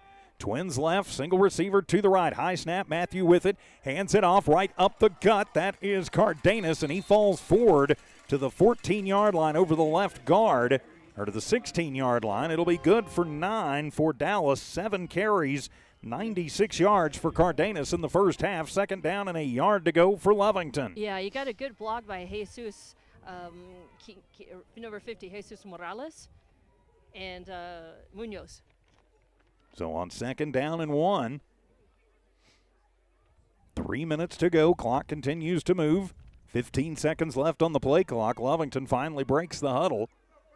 From right in the middle of the field, Twins to the right side, single receiver to the left. 2 backs in the backfield, single back in the backfield. That is Ochoa. Fake the handoff to Cam, throw it. That is Olguin at the 10, inside, and brought down at the 5. It'll be 11 yards. Welcome back, Alec Olguin, and first and goal, Wildcats. Yeah, he got tripped up just a little bit, and Isaiah Montoya got enough of a hit on him to slow him down, but then I tell you what, Olguin took that and skidded in the air, not on the ground, but he kind of skidded forward and got a couple more yards out of it. So first and goal for the Wildcats from the Rocket 5-yard line. So Lovington up by 13, trying to expand it. And they will have the ball first to start the second half, so that's a good thing. They could turn this into a 4-score game before Goddard really has much of a chance to get their hands on the ball. Rolling on the reverse, handed it off, and on the handoff, end around on the reverse, Alec Olguin, 6 on the board, touchdown Wildcats. Alec Olguin on the reverse, and end around will take it home, and the Wildcats go up 26-7 with the point after to come. That was a good play. That was a good time to call that play. Goddard bid on it completely, and nobody was watching for the reverse and the pitch to Olguin and the run over here. He had a nice clear field in front of him and into the end zone. So Caleb Aranda on to attempt the point after, just a couple of ticks under 2 minutes remaining here in the half. Snap is good, hold is good, kick from Aranda is up, and it is good with 1:57 remaining in the first half. Lovington 27, Goddard 7. We're back in 1 minute on KZOR.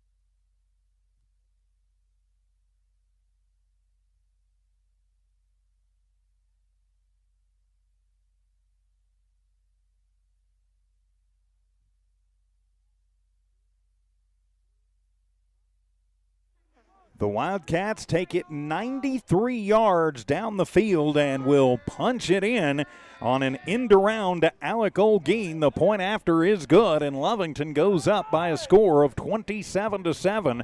Opening round of the 2024 NMAA 5A State Football Championships. I'm TJ Miracle, high above Wildcat Stadium. Don Morgan patrolling the blue turf of Brian Urlacher Field. Manny V in studio engineering and producing.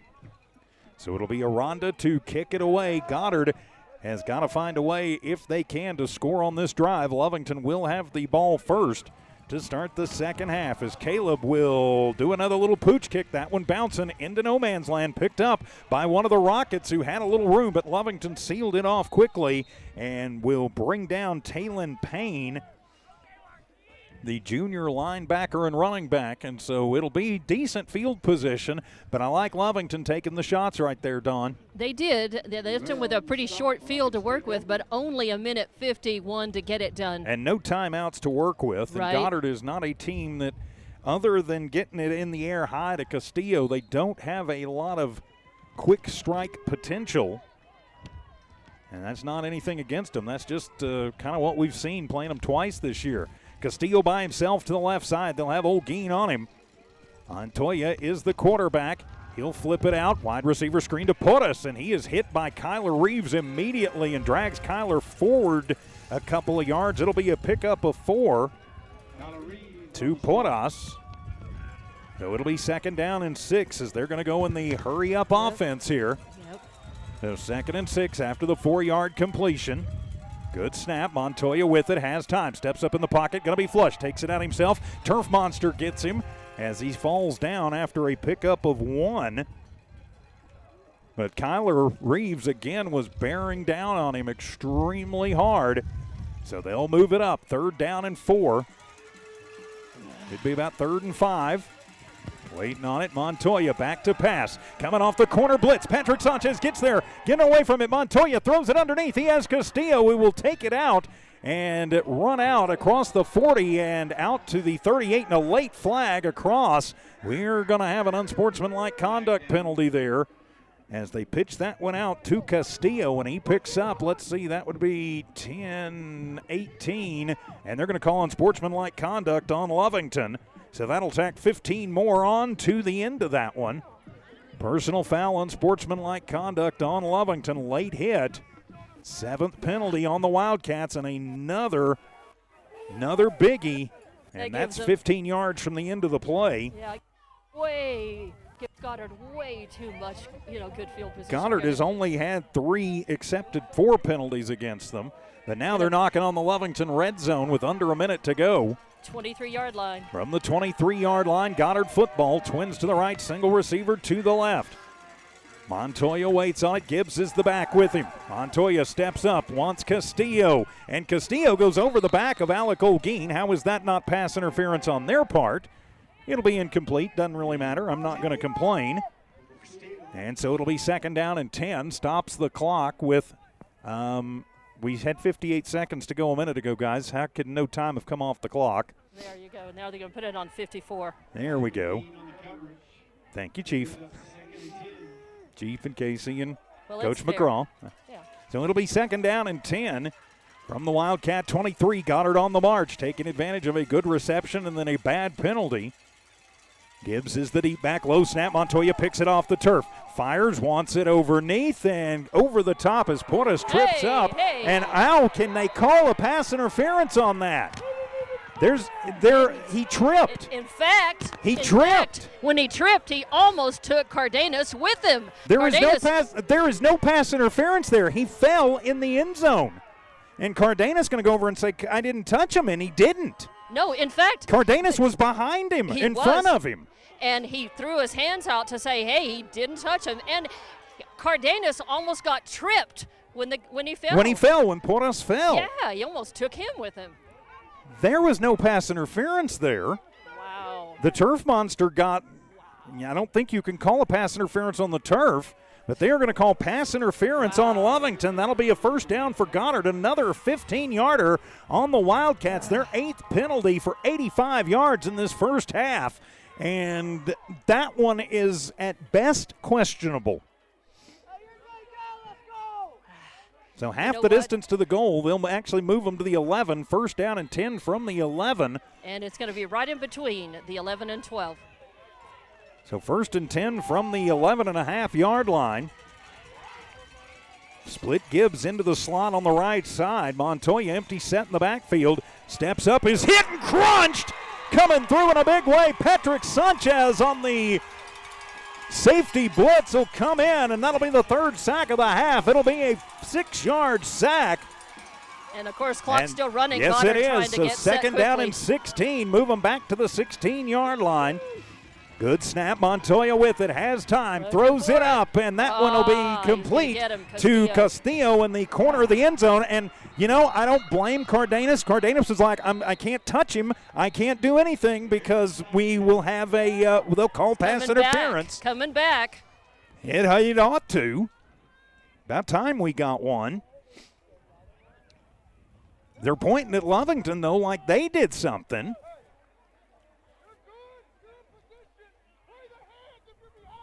So what could they possibly be talking about on Lovington here? Now they're going to point to Goddard as Coach Bolanos is going to come out, and the firm of Bolanos, Goddard, and High, your Santa Fe lobbying team, and we will have touchdown. What's the call? Personal foul on Lovington. How? What? Where? Are you kidding me? 105 penalty yards, 9 accepted. It'll be 16 yards into the end zone for Castillo. And wow, that's all I'm going to say because I will get in trouble if I say anything else. I don't think Goddard is doing anything wrong. I will say that. I think there have been some extremely questionable calls by the men in stripes, and we'll just leave it at that. Reed on to attempt the point after. High snap, it's handled. The kick is up, and it is, and they're going to throw another penalty on the Wildcats. It was almost blocked, but I thought it was clean. I think they're going to call roughing the kicker on Lovington. As another penalty on the Wildcats.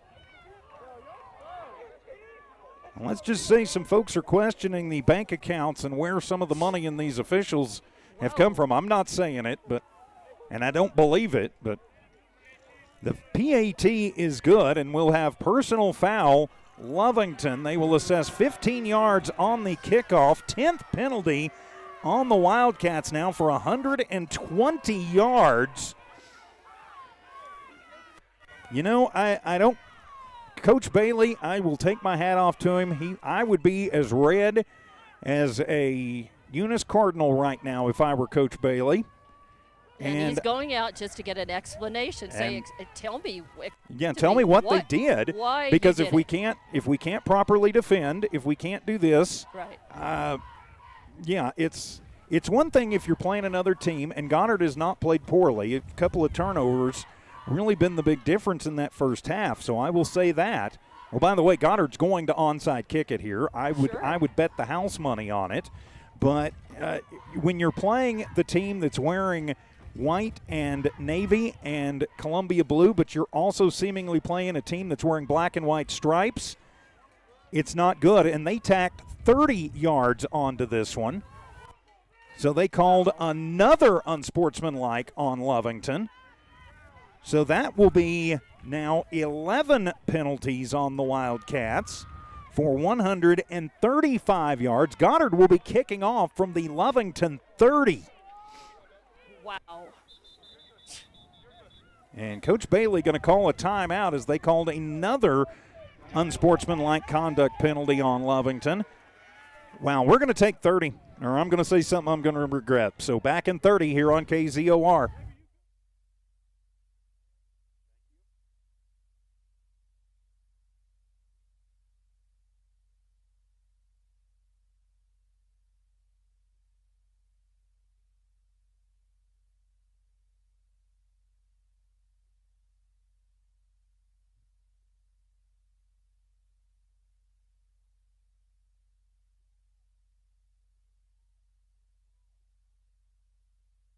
Goddard Rockets take advantage of some questionable penalties against the Lovington Wildcats, and they will score on a 16-yard pass from Montoya to Castillo. The point after is good. Lovington gets flagged for 2 unsportsmanlike conduct penalties on the point after, so Goddard will have the ball at the Lovington 30 to kick it off.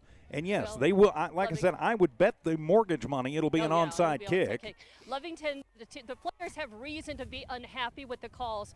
Now that they're unhappy, it's one thing. Just watch and listen to every.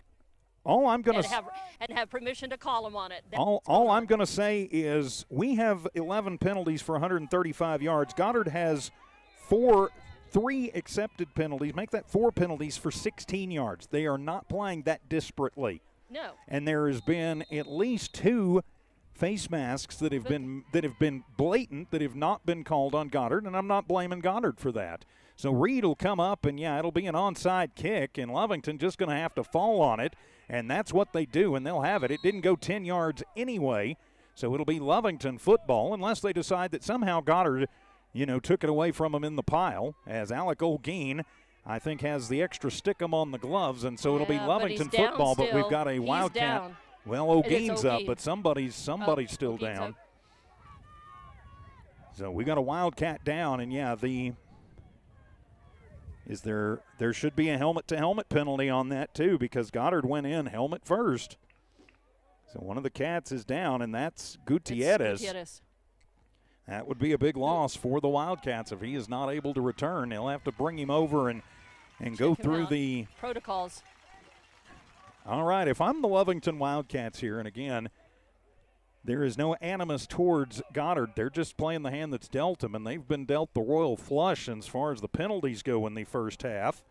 If I'm Lovington, I think I take a shot down the field right here. Matter of fact, I think you've got time for 4 plays, I think I take 4 shots. Make sure I burn all 19 seconds off the clock. That's right. Because the officials basically just gifted Goddard a touchdown. Yeah. And I'm not saying that Goddard took advantage of it. Goddard did nothing in the world wrong. And I'm not saying the officials have done anything wrong either. I'm just saying it's suspicious that there's 3 accepted penalties against Goddard and there's 11 against Lovington. They are not playing that far apart. Lovington just going to kneel it down and take it into the half, and I think that's the right move. So we go to halftime. It's I don't disagree with that at all. So Lovington leads this one 27-14 over the Goddard Rockets, opening round of the NMAA playoffs. So we'll have our Bob Swiftway coaches conversation. Dawn? Coach, some contentiousness here toward the end. Did you just decide to diffuse the situation, take a knee, and get into the locker room before anything else can happen? Yes, ma'am. I mean, we just got to get under composure here. I mean, I feel like we got some bad calls, but we've got to respond the right way. We can only control what we can control, and so we've got to figure out, how to handle our emotions a little bit. But I mean, we've got to get the calls too. So it is what it is. 27-14. You're still going up 2 scores at the half. What else did you see out of that half, and what do you want out of the second half? And we're playing great football. We took their ball away, and then we're scoring the ball and running the ball good and throwing the ball well. We're doing some good things. We got to keep going. We get the ball after half, so I mean that's a good reason to take the knee, get out of here, and get back out here and restart. All right, I'll let you go so you can get in there too. Okay, thank you. Thank you. All right, Dawn Morgan, our Bob Swiftway coaches conversation with Coach Josh Bailey. Halftime here at Wildcat Stadium, opening round of the playoffs. Lovington 27, Goddard 14. We are back in 3 minutes for your Lovington Auto Supply Napa Know-How halftime show. Wildcat football continues in a moment.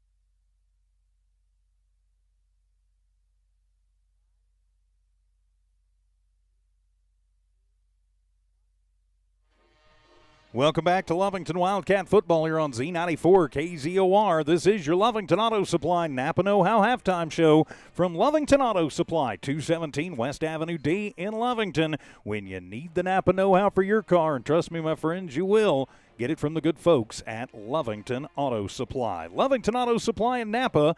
Get up and go. Opening round of the 5A playoffs, Lovington up 27-14 over the Goddard Rockets. Let's take a look at the numbers in the first half of this one. We will start with the Rockets as their quarterback Isaiah Montoya goes 5 of 9 for 95 yards and 1 touchdown. That touchdown coming to Castillo, who has 91 of the 95 yards, and he does have the single touchdown. 4 catches, 91 yards.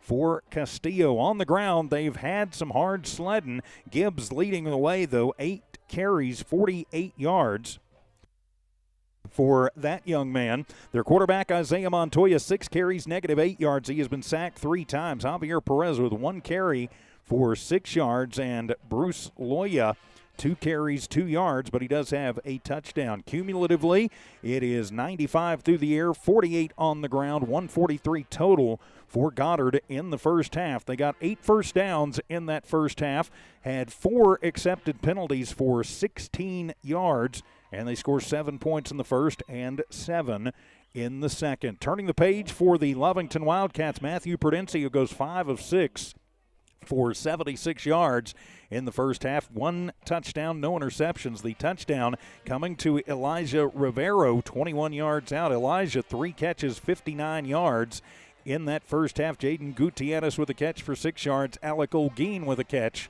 for 6 yards. On the ground, the Wildcats have been chewing it up pretty good. Dallas Cardenas with 7 carries, 96 yards, including a touchdown. Cam Ochoa, 5 carries for 30 yards. Matthew Prudencio, 4 carries, 51 yards, including a 29-yard touchdown scamper. Alec Olguin on a receiver end around, 1 carry, 5 yards, and a touchdown. Jaden Gutierrez, 1 carry for 5 yards, too. For the Wildcats, they have 76 through the air, 187 on the ground, 263 total yards in the first half. But here's where the stats start skewing. 8 first downs for Lovington, same as for Goddard, but Lovington was flagged 11 times for 135 yards in the first half. Now, I'm not saying all of those penalties were not correctly called, but there were, we'll just say there's a couple that were called that might not should have been, and there were some on the other side that were just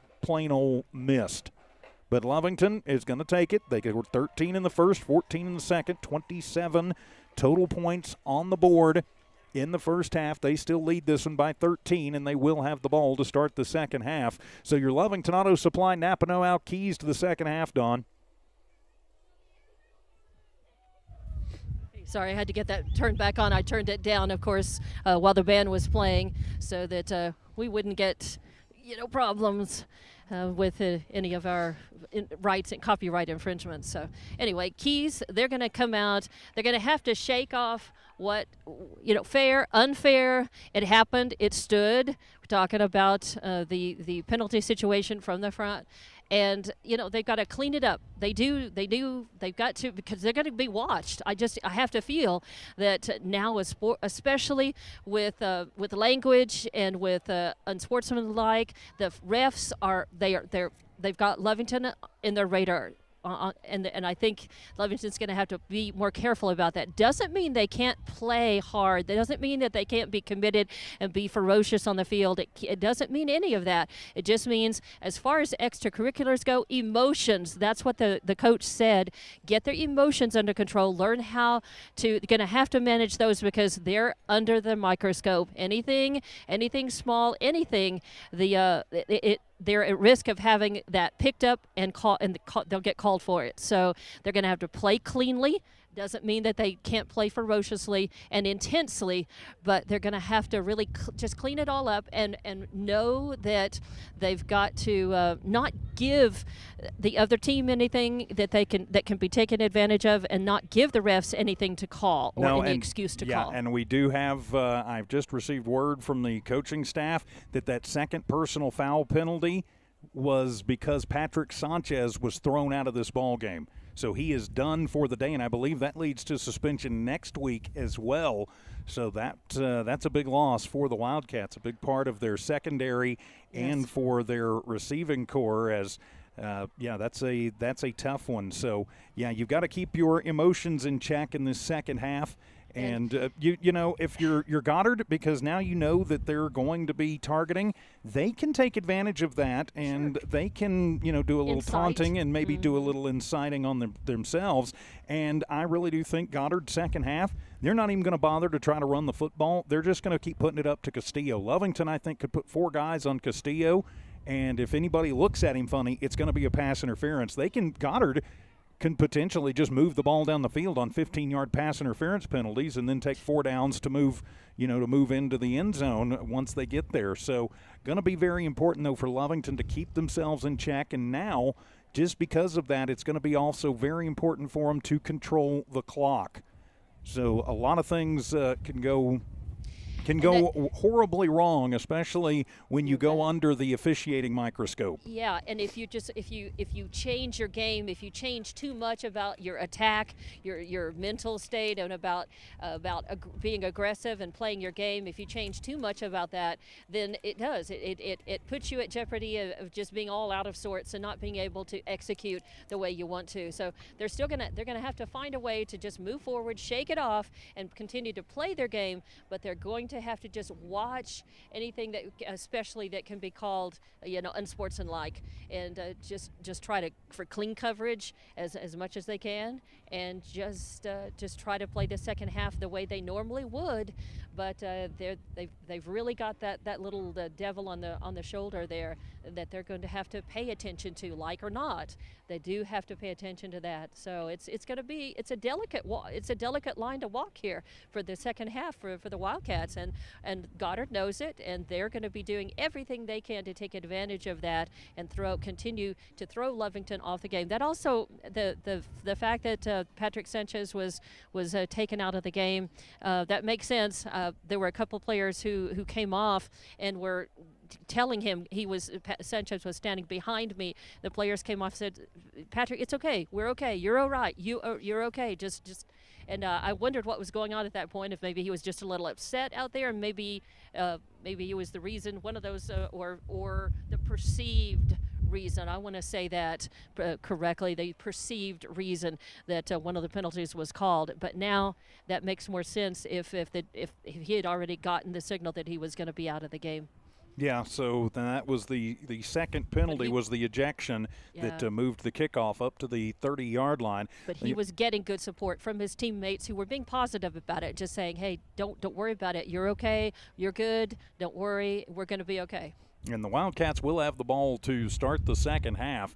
So good news there. I think they need to put it in and score if at all possible. Lovington leading the turnover battle, 2 turnovers to 1, and they managed to take both those turnovers and turn them into scores. A big thank you to our friends at the Lee County Electric Cooperative, Master Plumbers, Lovington Auto Supply Napa, Now Pharmacy, First American Bank of Lovington, IPS Incorporated, Stone Oilfield Services, Western States Insurance, Devon Energy, LECO, Lovington Schools, Norley Hospital, Man Welding, Cannon Safety, Miko Services, Lasco Construction, Eunice Pump and Supply, Battle Energy, New Mexico Junior College, and Bob's Thriftway. They make it possible for us to bring you these games here on Z94 KZOR, the Z94 KZOR app, Lovington Sports YouTube channel, and HobbsAmerica.com. Today's game is presented with rights granted by the New Mexico Activities Association and confirmed by the Lovington Municipal Schools and purchased by KZOR Sports and New Walmark Broadcasting.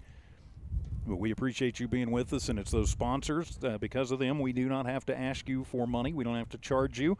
We don't have to beg you for donations or anything to watch your kids and teams play. Should Lovington win this game, we are about 60-40 that we will have video rights for next week, too. It will depend on the NMAA's video crews. I doubt you're going to get them out of Albuquerque, Santa Fe next week, but should Lovington hold on to win this, I know for 100% fact, as long as the NMAA's crew does not come down, we will have video rights for next week's game in Artesia. Winner of this game will go on to play Artesia.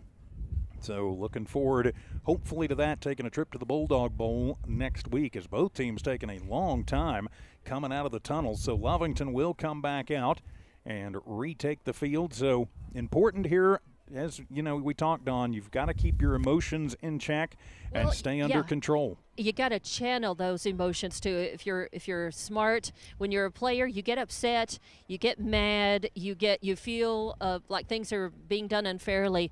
You channel that and into your positive energy. You take that feeling and you channel it into as much clean aggression as you can in terms of the way that you approach every play and that you execute every play. And if you can channel that, hang on to the energy that it takes. It takes so much energy to be mad, to be frustrated. It takes a lot of energy to do that. So take that energy instead and turn it into positive. And it's a lot harder to do than it is to say. It sounds like I'm making it sound just like a snap. It's hard to do. And but Lovington has got to. They want to win in spite of having to play basically a second team, and I'll just leave it at that. As the Cats come back out onto the field, we'll wrap up your Lovington Auto Supply Napa Know-How halftime show from Lovington Auto Supply, 217 West Avenue D in Lovington. When you need the Napa Know-How for your car, and trust me, my friends, you will, get it from the good folks at Lovington Auto Supply. Lovington Auto Supply in Napa, get up and go. And we'll be back for the second half of action. Lovington leading Goddard, opening round of the playoffs, 27-14. Wildcat football continues in 2 minutes here on KZOR.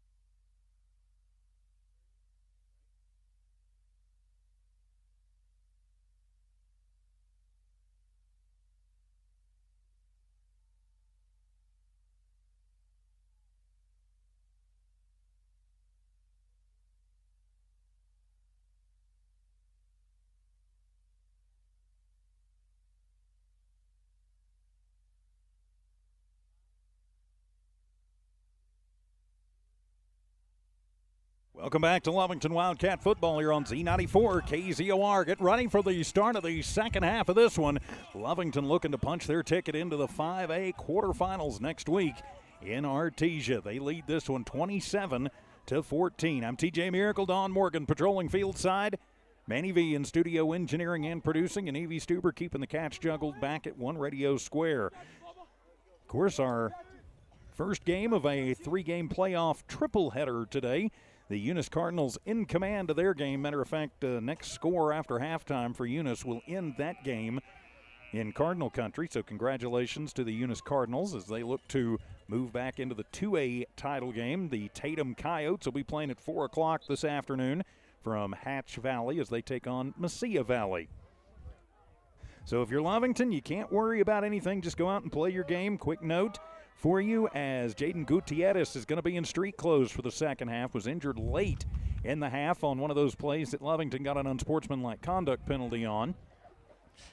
So, probably should have been a targeting the other way, offsetting penalties. We'll just put it that way. Those aren't and Patrick, sneezes by me, by the way. I didn't think so. And Patrick Sanchez tossed out of this game for unsportsmanlike conduct. So, like I say, win in spite of.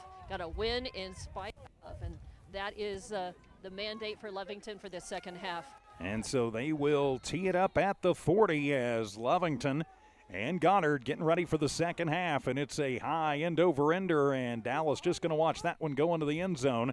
And so the Wildcats will bring it out to the 20 as well. The wind kind of carrying my camera around a little bit. So 1st and 10 from the 20-yard line for the Wildcats. We are just underway here in the second half. Lovington up by 13, would like to make it another 20-point lead. Important to score on your opening possession right here. Yeah, definitely. Just put the first half behind you, look at the scoreboard, and think, you know what?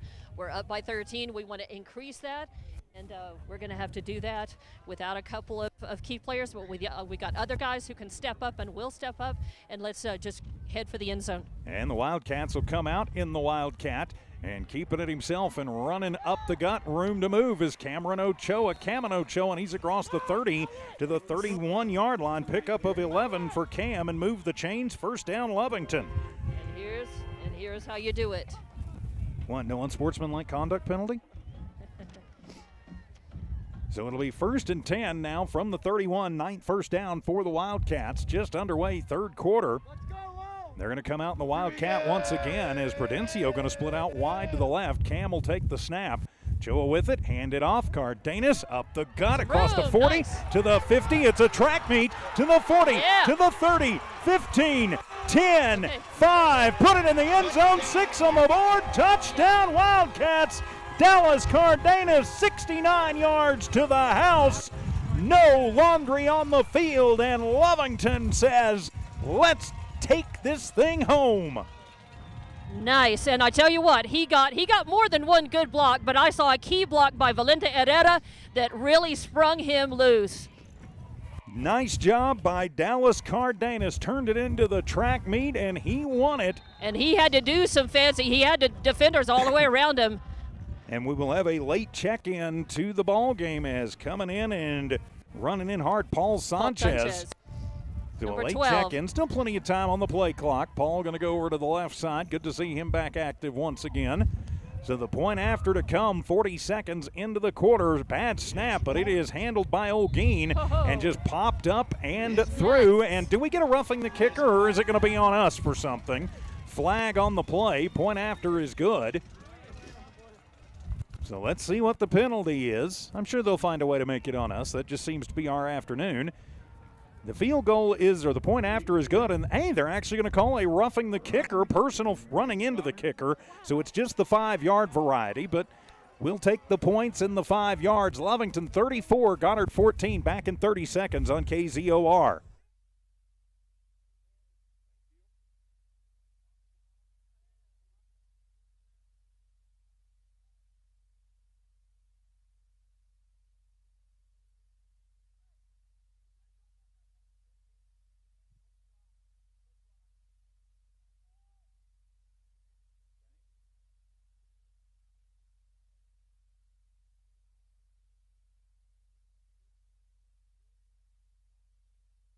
Wildcats take it 80 yards in 40 seconds, 69 yards for Dallas Cardenas, and he will put it into the end zone. The point after is good. A running into the kicker penalty.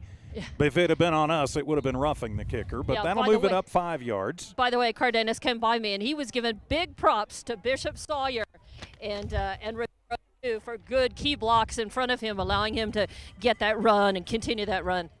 So with the running into the kicker penalty, the kickoff will move out to the Wildcat 45-yard line. So you might think about an onside here. You will have, looks like, Porras, and that is Castillo back deep to receive. I'm not sure I would give them any chance to return it. So Lovington might ought to think about the little pooch kick. Either that or just boot it in the end zone completely. Yeah, we're going into the wind. I'm not sure that that's true. Aranda's got the leg to do that. But And the wind did shift, when we talked about that before the first half, and it has continued to blow now from the southwest. so Aranda to kick it away towards the south end zone. And he will kick this one high end over ender as Castillo going to let that one bounce. It takes a funny bounce. Castillo will get it on the hop at the 15, brings it out to the 20, and is going to be out at the 25-yard line. Some extracurriculars over there both ways. No flags fly, and 1st and 10 for Goddard from the 25-yard line. So Goddard will take over. Lovington back up by 20. 11:15 remaining in the third. Still a lot of football left to play. 20 points seems like a lot. It's not. It's just 3 touchdowns. So again, if you're Goddard, look for them to go almost exclusively to Castillo. They're going to throw it to Porras too, and they put Porras and Castillo both on the near side.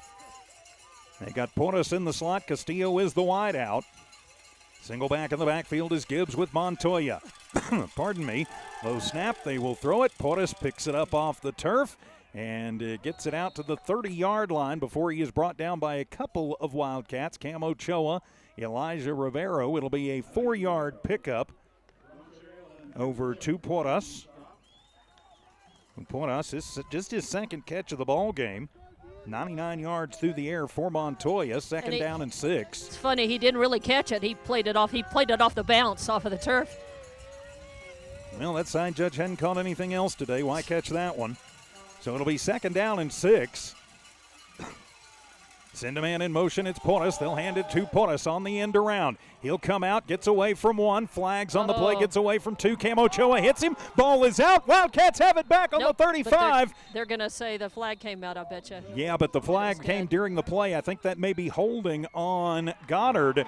And so Lovington has the football. That'll be turnover number 3. Okay, Dad. Yeah. So Porras came around. He picked up 7 but coughed up the football. Nice. So let's see what the flag is going to be. Are they going to give Goddard are they going to give them a lifeline and make this penalty on Lovington? I don't know how they could, but holding on Goddard. Yep. And, decline that penalty, you betcha. 3rd turnover of the ball game. Give it to the Wildcats.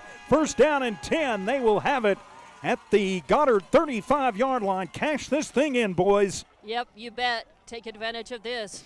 Especially little football karma may be turning the other way. Turning toward us.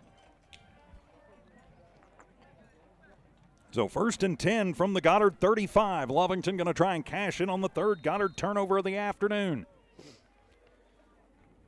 As Prudencio, Cardenas, Ochoa, and crew head out. And it looks like we will have Matthew at the quarterback this time. Prudencio in the shotgun formation. Good snap. Fake the handoff to Cardenas, throw it underneath, and that one bounces off the back of Olguin, who was engaged down the field.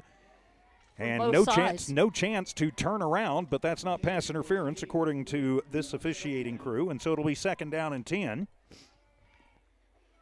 I'll get over it.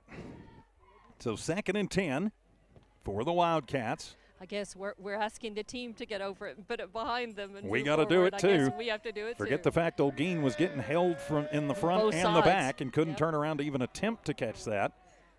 Good snap, and Ochoa with it, up the gut, 30, comes back to the near side to the 20, nice. And Good finally run. going to be upended inside the 20. They're going to say right at the 20, 15 yards for Cam Ochoa. Move the chains, 1st down Wildcats is going low to get him, Ernesto Garcia. 56 yards on 7 carries for Cam Ochoa. 1st and 10 for the Cats inside the Goddard red zone. Prudencio is the quarterback from the pistol this time, only about 3 yards behind. Send a man in motion, that's Olguin. Hand it off, fake the handoff, throw it to Olguin out of the backfield. He's inside the 15, down to about the 13-yard line. 7 yards out to Alec Olguin, 2nd down and 3. Good movement there. I think they're going to spot it right there at the 14, though. Yep, they are. So it'll be 2nd down and 4 officially from the far hash mark from the 14-yard line. Wildcats trying to cash in on the 3rd Goddard turnover of the first half, or rather of the ball game. First one of the second half. Trips to the right side, single receiver left. Prudencio waits on it. Two-step drop, has time, now he's flush. Goes left side, has room. He's inside the 10 to the 5 and going to be ridden out of bounds. Inside the 5, down about the 3-yard line. 11 yards on the keeper for Prudencio and move the chains. First and goal, Wildcats. Boy, I like this. The Wildcats are doing what we talked about, the fact that they needed to do. Just kind of put all the negativity behind them, use that energy to move forward to what they can do, what they're good at doing. And we've got a player down in the end zone. It is a Lovington Wildcat. So the Cats already down, and that's Elijah Rivero. The Cat receiving core already thinned out with Patrick Sanchez being tossed at the end of the first half, and Jaden Gutierrez in protocol after a helmet-to-helmet collision that was not called. So he's out, and if they lose Rivero too and he's up being helped off, that thins out an already somewhat thinned out receiving core for the Cats and a somewhat thinned out secondary. He's being very ginger coming down on that right foot, which is turned just a little bit. So, yeah, he's definitely getting helped off and could have just gotten a little turned ankle or something. And he's in pain. You certainly hate to see that. Rivero has been big catch Elijah today. 3 catches, 59 yards, including a touchdown. And so it'll be first and goal from the Wildcats from the 2-yard line. And just find a way to get it done as Rivero helped over to the sideline. Have a feeling he'll be coming to the training table. So Ochoa going to be the deep back behind Prudencio. Single receiver left, single receiver to the right. Matthew waits on it, calls for it, high snap, handed off outside. Ochoa, 6 on the board, touchdown Wildcats. On the Wildcats sweep to the left side, Cam Ochoa takes it to the house. His first rushing touchdown of the afternoon, and Lovington goes up 40-14 with the point after to come. But Lovington's kind of dropping like flies here. They've got to be really careful. They need to be healthy. If they win this one, they certainly want to hold on to win this one and move to Artesia. They got to have everybody 100% if they can. Yes, they do. So they're already going to be without Sanchez. So the point after to come. Good snap. Alec gets it down. Aranda boots it through, and it is good with 9:11 to go in the third. Lovington 41, Goddard 14. We're back in 1 minute as Wildcat football continues here on Z94 KZOR.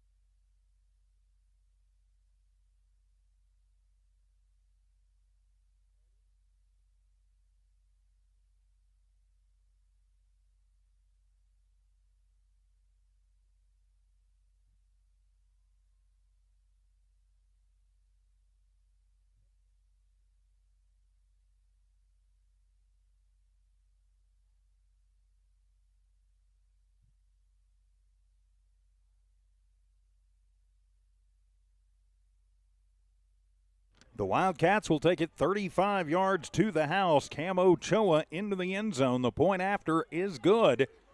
And the Wildcats take advantage of the third Goddard turnover. All 3 have turned into points. Lovington leads this one 41-14. Don Morgan field side. I'm TJ Miracle. Manny V back in studio engineering and producing. Of course, if you're just joining us, the story, 2 of Lovington's top receivers are out. Patrick Sanchez was thrown out of the ball game.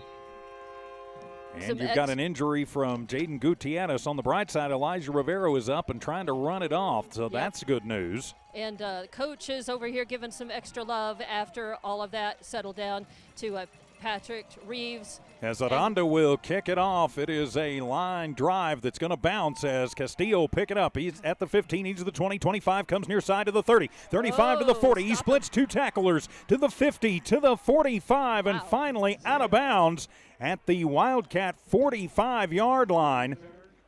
I said keep it away from him, and what do? They don't, and it turns into a big return for Goddard.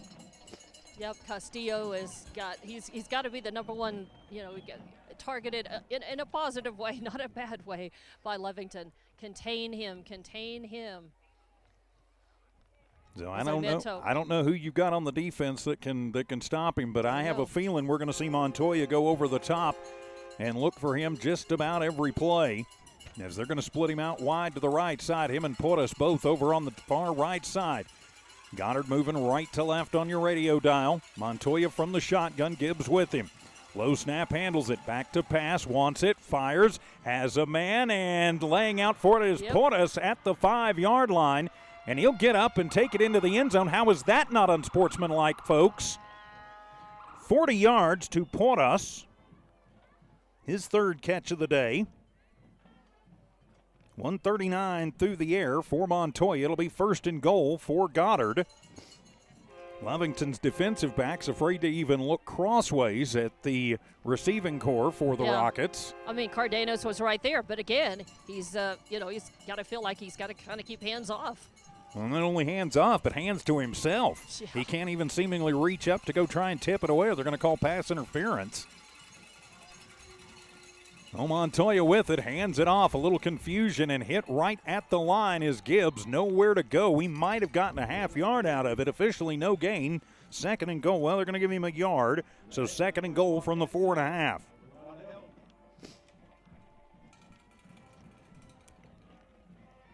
So they'll put the ball right in the middle of the 5, so give him a half yard. Second and goal from the 5. As Gibbs going to check out of the ball game. And Montoya brings the play in from the sideline. Lovington up 41-14, but Goddard knocking on the door once again with a big play to Portis. They'll snap it to Montoya, or pardon me, that's Loya, and he'll take it in for his second rushing touchdown. Goes over the right tackle from 5 yards out. Loya, his second rushing touchdown of the ball game, makes it 41-20 with the point after to come for Goddard. So they'll go the whole swinging gate. I've got to think they will try for 2. Well, maybe not. If it's a back and forth, now trade touchdowns, we do have, the 20, probably going to be 20-point lead, but still, you want to, there are a lot of things going to happen.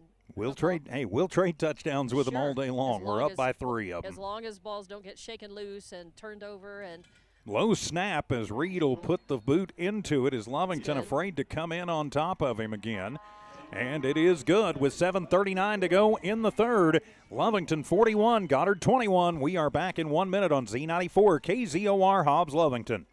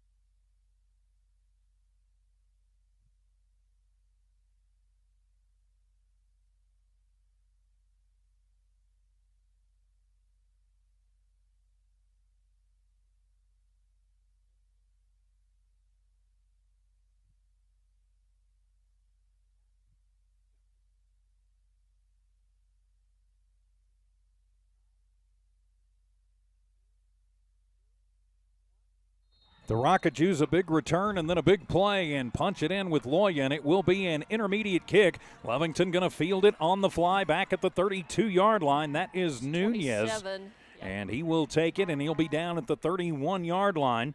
So Aiden Nunez with a dangerous grab there, but he holds on to it and gets it, and so it'll be Lovington football, 1st and 10 from their own 32-yard line.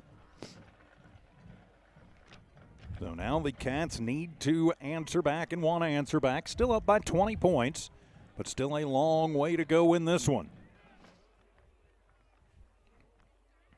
Goddard has come out to play.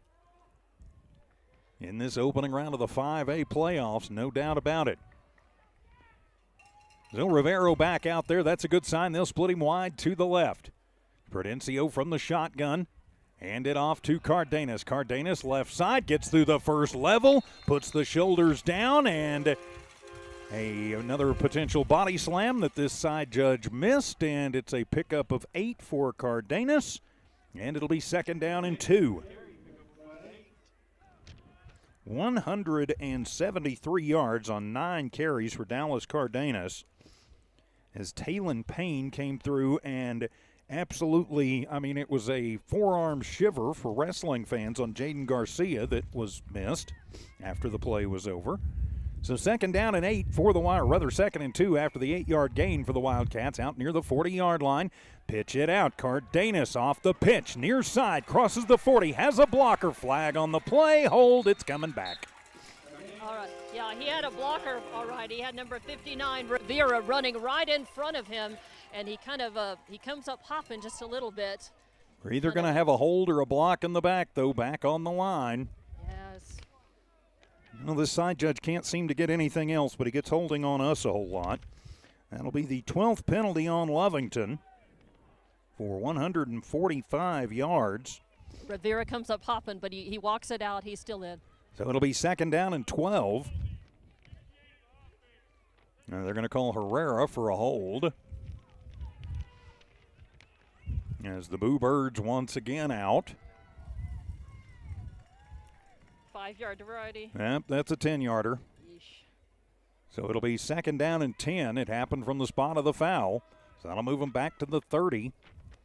The 32-yard line, back the original line of scrimmage. They've got to get to the 42. So it'll be second down and 10 for the Wildcats. In spite of. Keep absolutely moving. Right. So for the Wildcats, second down and 10. Good snap, handed off. Cardenas hands the way through. He's crossed the 40 to the 42-yard line. Should be enough for a Wildcat first down. We'll wait on the spot. As the far side judge had him with enough. The side judge on this side moved it back a yard. It'll be a pickup of 9, third down and 1. 182 for Cardenas, second down and 1. Hey, that's fine. It keeps the clock moving. That's true. The clock is Wildcats' friend right now, up by 20. They want to add to it. Trips to the left, single receiver to the right. Now Ochoa going to take the snap. Now it'll be Dallas who takes the snap, hands it to Cam. He's got some room. He's across the 45 to the 50, taking it to the far side to the 45, and is dragged down from behind as he is grabbed a hold of and ripped down by Jeremiah Sorg. No, Lujan, 25. It's still, they're going to say 45, but it's still good for, let's see, that would be 10. That would be 15 yards for Ochoa. Move the chains, Lovington. 73 yards on 9 carries for Cam Ochoa. Inside Goddard territory now from the Rocket 44. Twins left, Twins to the right. Prudencio waits on it. Hands it to Cam. Cam on the sweep. Stiff arms a man, comes around. Stutter step across the 40 to the 39-yard line, and a gang tackle there. Pickup of 5 for Ochoa. Second and 5. As Castillo on the stop, also in on with that was Tristan Torres. But 5-yard pickup, he'll take that. Just keep moving the ball down the field. Right, as Prudencio and Cardenas come back in. As Rivero and Olguin will split out wide to the left. Cardenas and Terrell wide to the right. Now they'll put Ochoa out wide left, and a whistle sounds. Illegal motion? I don't see a flag. Yep, well, there it is. It's this near judge, and he's pointing at Lovington. And it will be a legal procedure against the Wildcats. Move them back 5. Oh, man. This side judge on this side is not a let's just say he's found a lot wrong with Lovington and not much wrong with Goddard. So it'll be second and 10 after the 5-yard penalty. Same formation, Twins left, Twins right. Put Ochoa out on the left side now. Waiting on it, high snap. Matthew keeps it himself, comes to the right, gets away from one, bounces off another, and will go down. And a leaper over the top of him who takes out Cardenas behind him, but apparently that's okay. And it's a 7-yard gain for Prudencio, and it'll be 3rd down and 3. So it'll be 3rd down and 3. 3 minutes, 50 seconds remaining here in the third. And in the first round of the 2A, the Eunice Cardinals victorious 56-6, a game that ended right after halftime in Eunice. Congratulations to them. So a big 3rd down and 3 here for the Wildcats. Blitz comes, and taking it is Cardenas, and he'll bowl forward across the 35, right tackle to the 33-yard line and move the chains. 1st down, Lovington. They should be spotting it. Nope, they are going to spot it at the 33. You got it. So 186 on 11 carries for Dallas Cardenas.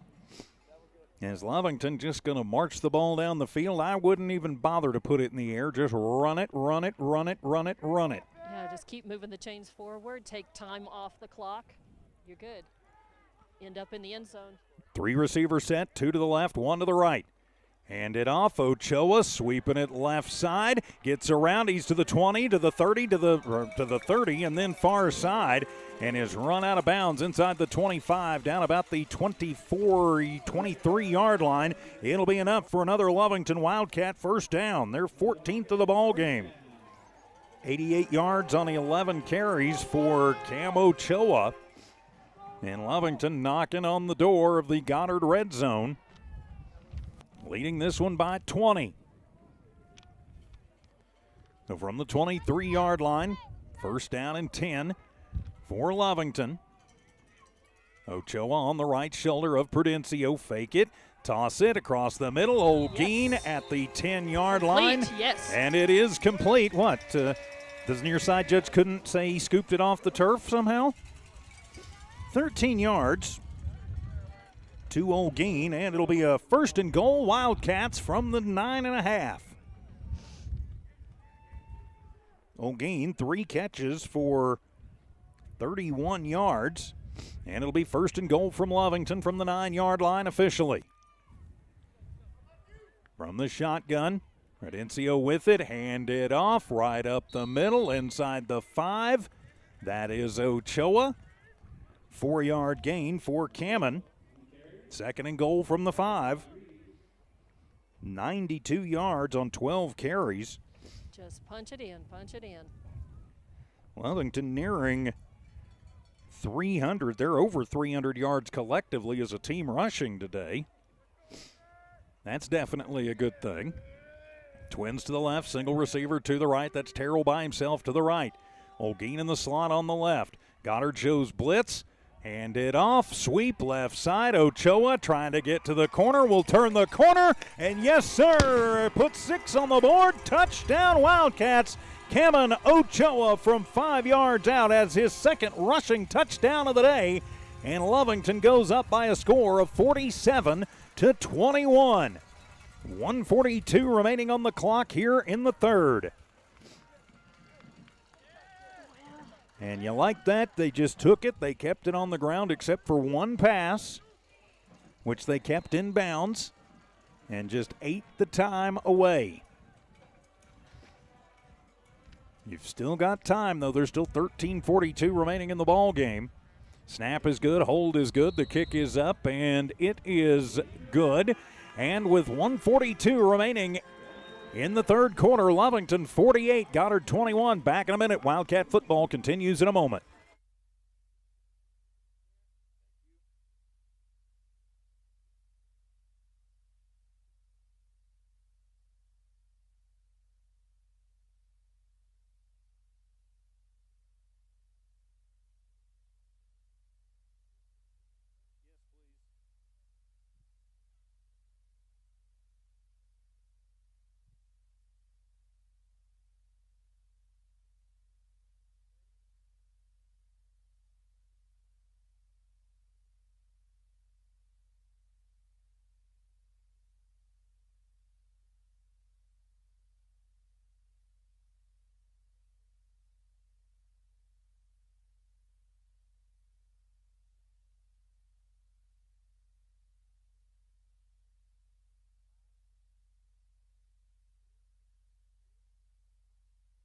The Wildcats take the ball straight down the field and cap it off. A 5-yard touchdown run by Cam Ochoa. The point after is good, and Lovington goes up 48-21 here in the opening round of the 5A NMAA State Playoffs. The opening round, winner goes on to play Artesia next week at the Bulldog Bowl.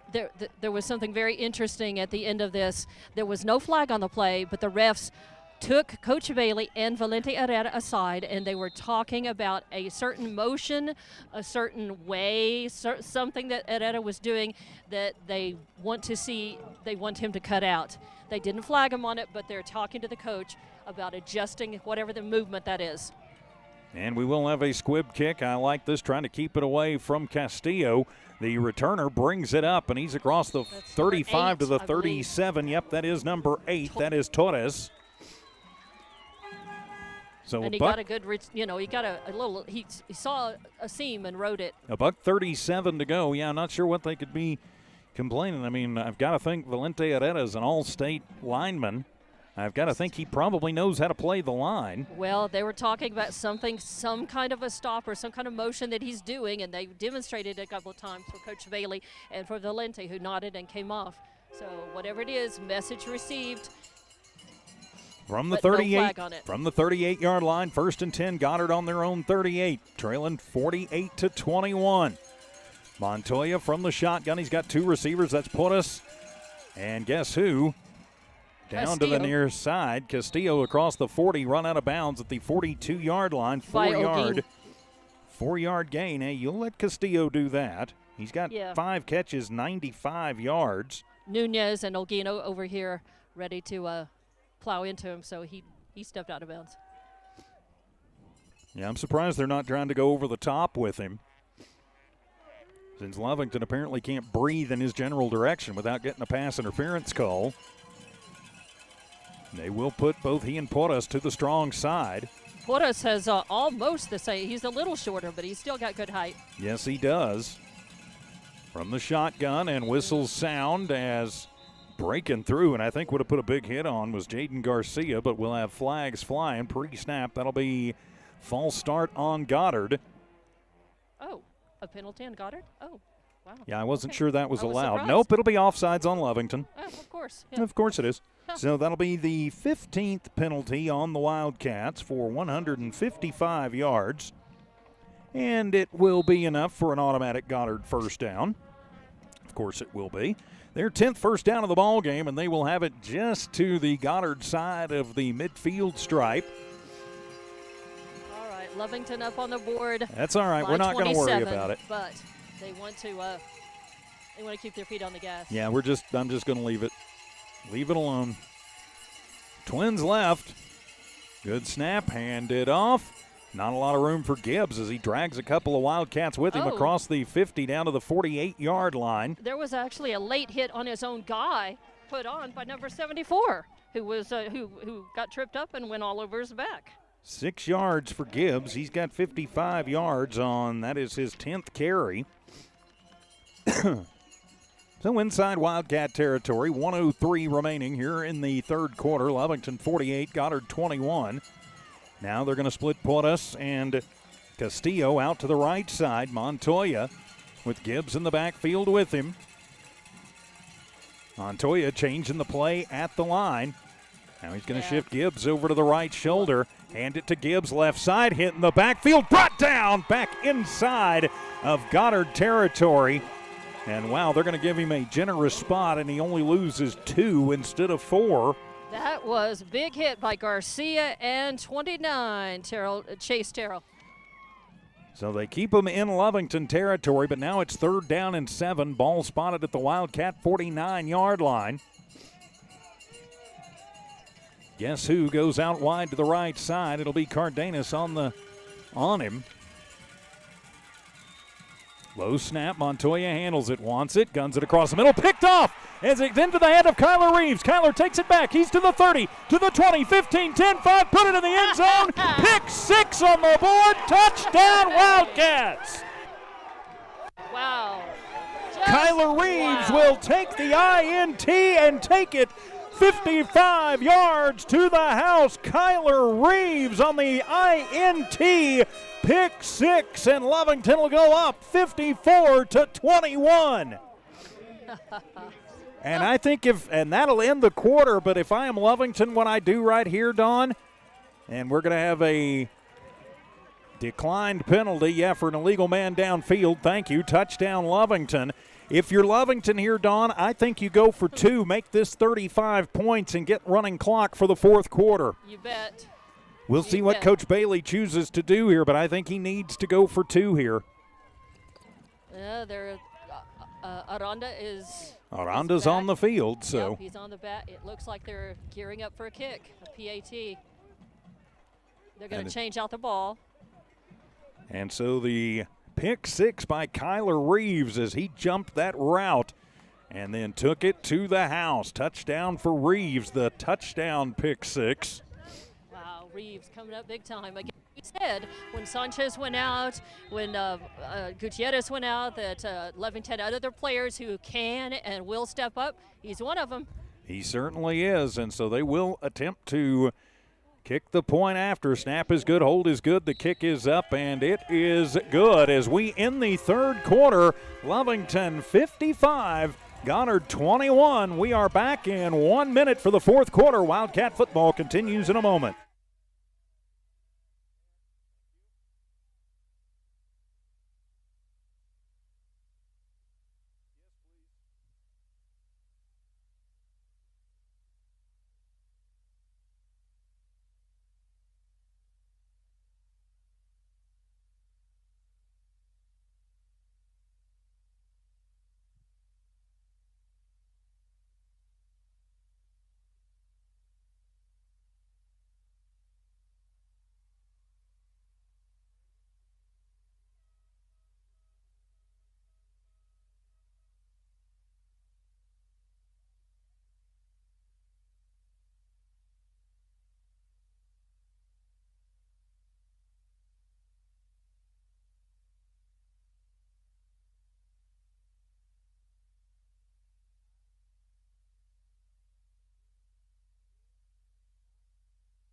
A 55-yard pick six for Kyler Reeves.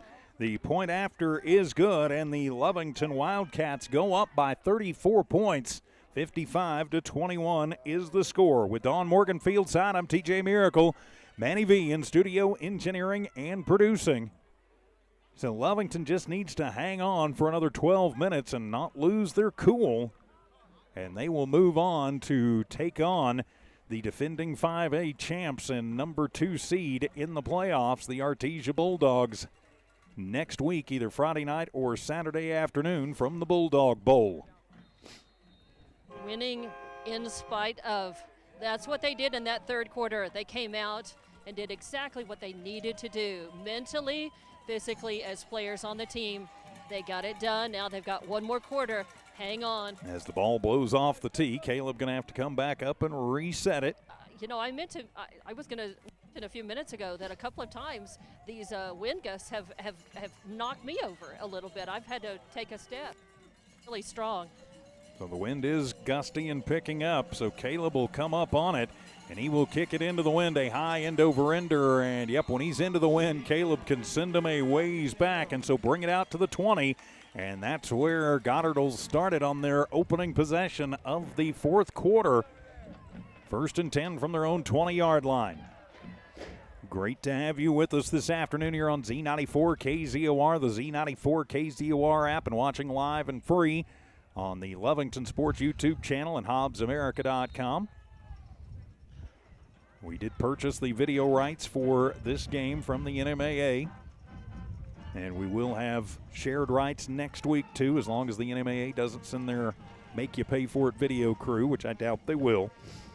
And so Montoya from the shotgun hands it off to Gibbs. He goes left side, runs into a wall, and is stopped behind the line of scrimmage. Great job by the right side of the Lovington line. 1 yard loss for Gibbs, and it'll be 2nd down and 11.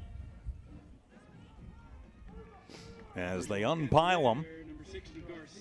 So Garcia in on that stop. Also Gabrielle Maldonado. Nice job by the line over there. So second down and 11. Wildcats up by 34 as Montoya going to bring in the play from the sideline. Hats off to this Goddard team. They've had no quit in them, and they have taken advantage of every opportunity they've had. And they've been given a lot of opportunities. Twins to the left side. Low snap, it is also off the turf. Pump fake and just having to do something with anything. Montoya, and a huge push from behind will get him across the 20 to the 21. Montoya turns nothing into at least a little something, a 2-yard gain. It'll be third down and 9. And I didn't think you were supposed to do that push from behind thing. I thought that was illegal now, but maybe not in high school. As Goddard certainly has created some of their opportunities as well. They haven't just been given all of them, but they have created many. And they've taken advantage of what they could. And they're a pretty young team too, so they could be trouble down the line. Twins to the left side again. Good snap. Montoya with it. Pump fake left. Goes left. Throws it in front of Porras. What was Bronx not close enough to call a pass interference on that one?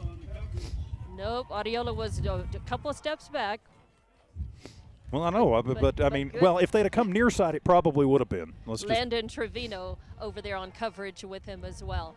So, 20 up by this much. Coach is also giving some of our younger players a chance to get in there and get some good game experience and play some minutes. And those are a couple of our guys getting some experience for the future for next year. Well, you like to see that. And so Lovington up by 34. It'll be punt time for the Goddard Rockets. And they will boot that one away, and that one hangs up in the wind and is actually going to go into the stands on the far side. Ugh. That's going to wind up at about the 30-yard line.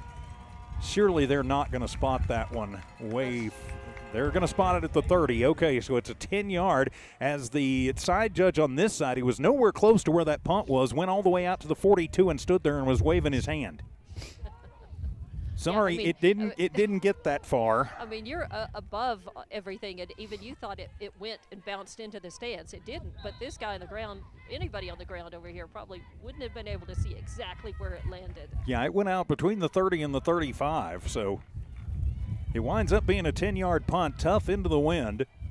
So Lovington with a short field to work with and 10-10 on the clock. If they can punch it in here, though, it will become a running clock scenario as Kalen Spencer checks into the ball game at wide receiver. As whistles fly and flags fly, we're going to have a delay of game on Lovington. Hey, Coach Bailey, ask him if you can use a timeout to save the 5 yards. Hey, it worked. It worked the other way. Yeah, it worked in the first half. 16th penalty, 160 yards on the Wildcats. And new quarterback in the ball game. Looks like it's going to be Paul Sanchez.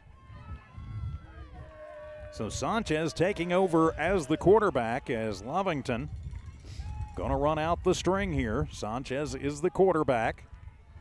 Waiting on it. Hand it off, and a hesitation move there, and nowhere to go for Mayan Bustillos.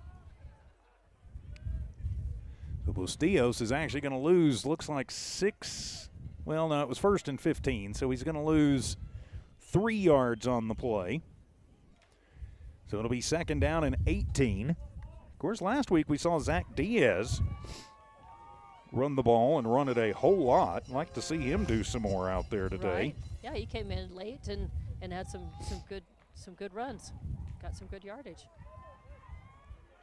So 2nd and 19 officially, 9.5 minutes remaining. Trips to the left, single receiver to the right. Sanchez handles it, high snap, and he is going to be sacked. Nowhere to go, and they're piling on. You're not supposed to do that. Where is the penalty? First sack of the ball game, and it will come against Sanchez as he loses another 5 yards.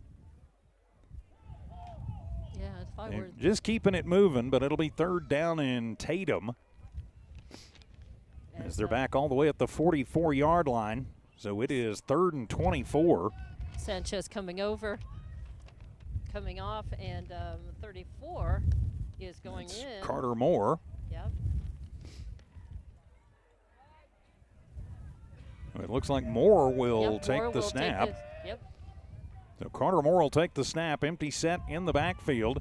Carter just going to take it himself. He'll sweep around to the right side and is tripped up by number 22, Levi Vizcata. And he's going to lose 3 yards. Another, well, they'll be, make it just 2 yards. So Lovington going backwards on this one as slop time has commenced as the punting unit will come out for the Wildcats. 8:15 to go in the ball game. Looking for Hayden Alexander actually will go in and kick. So, of course, one of the legs on the Lovington soccer team. Right. I believe Hayden, their goalkeeper. So he can definitely put it up, and so he'll send it into the wind and try and just send it through the back of the end zone. Nice kick. It is a nice kick. It'll bounce at the 14, 13-yard line, somewhere in there. It'll pin Goddard back deep. So if Lovington can hang on for another 7 minutes and 45 seconds, they will move on to take on the Artesia Bulldogs. I've got to think that game would be next Saturday afternoon at 1 o'clock. It could be on Friday, but I'm betting it would be Saturday. They will spot that at the Rocket 13-yard line. So a chance for a little bit of redemption in that one, as it was not a good game against Artesia when we played them here in the regular season, and it kind of led to that 4-game slide. So back over to the Rockets, and letting that one fly and up, and is it complete? I think he was, I don't know if he was out of bounds. Yep, it is complete. I guess they're going to say he was in. So Betancourt is in the game as he gets that one to Portillo, or to Porras, pardon me, and all the way out to the 33-yard line. So it'll be a pickup of 20. Porras, 4 catches now for 68 yards. Betancourt, his first attempt of the ball game. He will hand it off, and going that side is Gibbs. He's got plenty of room trying to cut it back. He's across the 45 out to the 48-yard line as Gibbs is going to pick up 15. He's got 13 carries for 67 yards. First down for Goddard. Their 12th first down of the ball game out near midfield.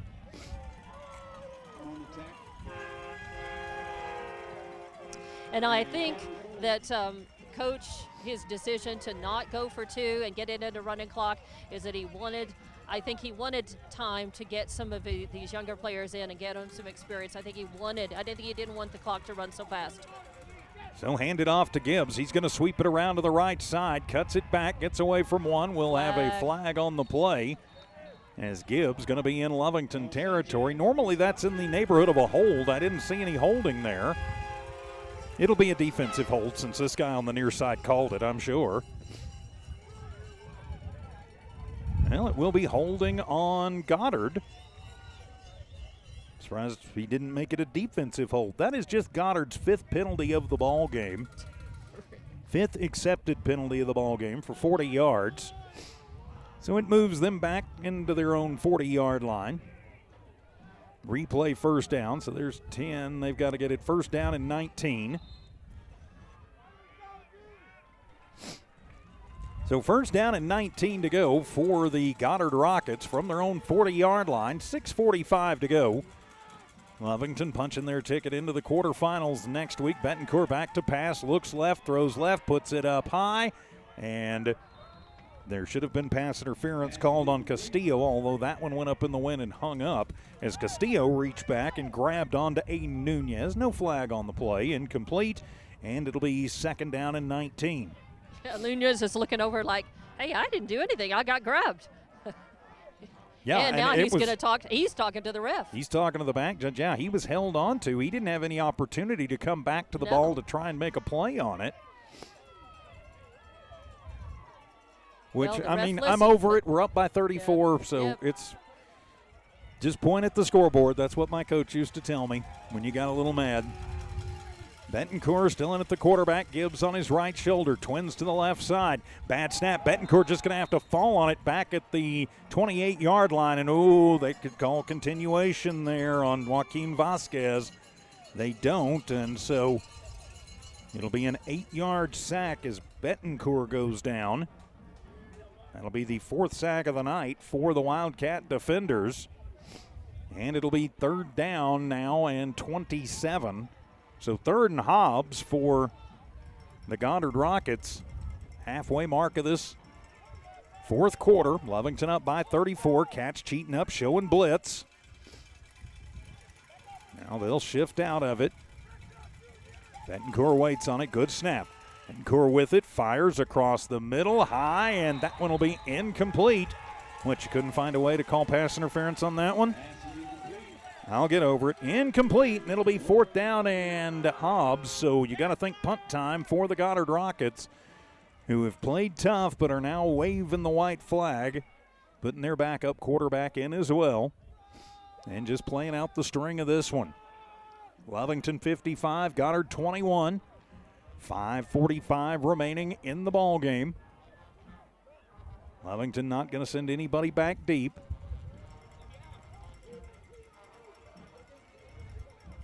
So punter awaits the ball. That is Gary Royball. Low snap. Royball gets it up. Much better kick this time. Hangs up in the wind a little bit. And it'll take a big Goddard bounce at the 50, and it'll go all the way down to the 36-yard line inside Wildcat territory. So that's where Lovington will take back over 1st and 10 from their own 35, make it 36-yard line. 5:36 to go.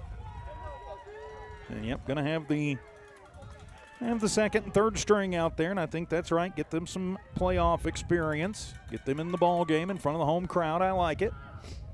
You would like to see a 1st down or 3 to just kind of finish burning the clock out. But Goddard has waved the white flag, so Lovington going to put Paul Sanchez back out at the quarterback position. A late check-in for the Cats. That's Zarin Vaughn. Comes into the slot on the left side. Hand it off. Big hole up the middle to the 45 and to the 50-yard line. And a big run right up the middle for Jeremiah Caballero. So Caballero with 16 yards and moved the chains. 1st down, Lovington. Yeah, nice work. So right at midfield for the Wildcats. 1st down and 10. You like that. Nose on the 50-yard line, you bet. After the 16-yard gain by Caballero. Twins left, twins to the right. Sanchez with it. Hands it off again. Caballero. He gets stacked up right at the top and slammed down and followed through by Ralph Sipples. No gain on the play, but Sipples throwing him down like it's like it's WrestleMania. A bag of potatoes, yeah.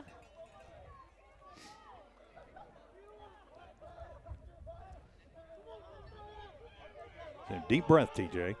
2nd down and 10 for the Wildcats. Is bringing the play in from the sideline will be Kylan Spencer, the freshman wideout. 4.5 minutes to go. Wildcats punching their ticket into the 5A quarterfinals. Welcome back to 5A, Lovington. Yeah, they are the defending 4A champs. Low snap handled. Handed off and nowhere to go that time for number 15, Bustillos. So no gain for Bustillos, and it'll be 3rd down and 10 for Lovington.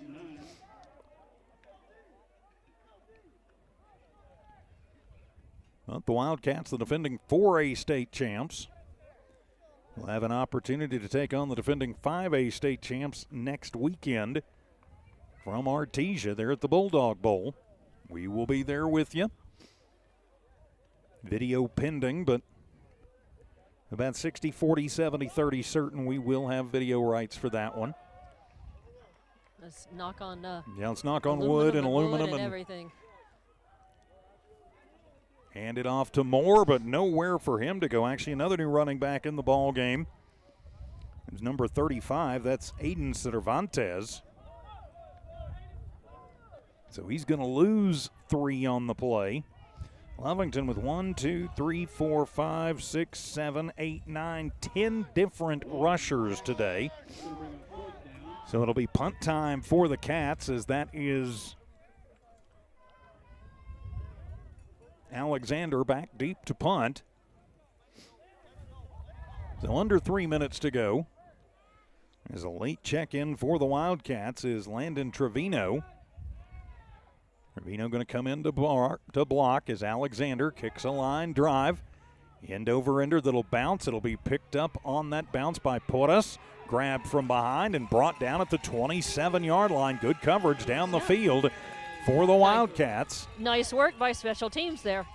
So 2 minutes and 38, make that 39 seconds to go here in the ball game. Lovington will be victorious and will move into next week. A cats-dog battle, this time in one of the toughest places to play in the land of enchantment in Artesia. It has been a long time since the Wildcats won a game at the Bulldog Bowl. I think you have to go back to the 70s. I think maybe the 70s, 1970s, 80s for a Lovington win. Haven't beaten them since there. like 2001, period. Right. And that one will be a backwards pass. It's rolling around and bouncing. Oh, they're going to call no backwards pass. I don't know how it wasn't a backwards pass, but okay. He turns around, throws it behind him. It goes bouncing, backwards pass, but called an incompletion by Betancourt. And it'll be 2nd down and 10 and stops the clock with 2:35 to go. Heads up, good chasing there from Zach Diaz. Now coming into the ball game will be number 9. That's Nate Vasquez for the Rockets. He'll bring the play in from the sideline. 2:35 remaining. Officially into what you call slop time. Vasquez back to pass, throws it left side, complete. And that'll be to number 21. Flags on the play. 21 breaks free, and he is down the sideline. Tippy toes it, could go all the way. One man to beat, and is into the end zone, but I think it's that's in the backfield. I have a feeling they're going to wave this one off. Probably a Lovington hold. I'm thinking probably a Lovington passing. I'm thinking probably a Lovington roughing the passer. It'll be 71 yards if it stands. And it'll be holding against the Rockets, so it'll bring that 71-yarder back. It's their 6th penalty of the night. Afternoon, I should say. So brings back a 71-yarder as turning it up there was Isaiah Hunter. So that'll move him back 10 yards. As up and a little shaken is Shooter Burns for the Wildcats. So Burns up and off under his own power. Like to see that. Checking in for him will be Zarian Bannister. So it'll be 2nd down and 20.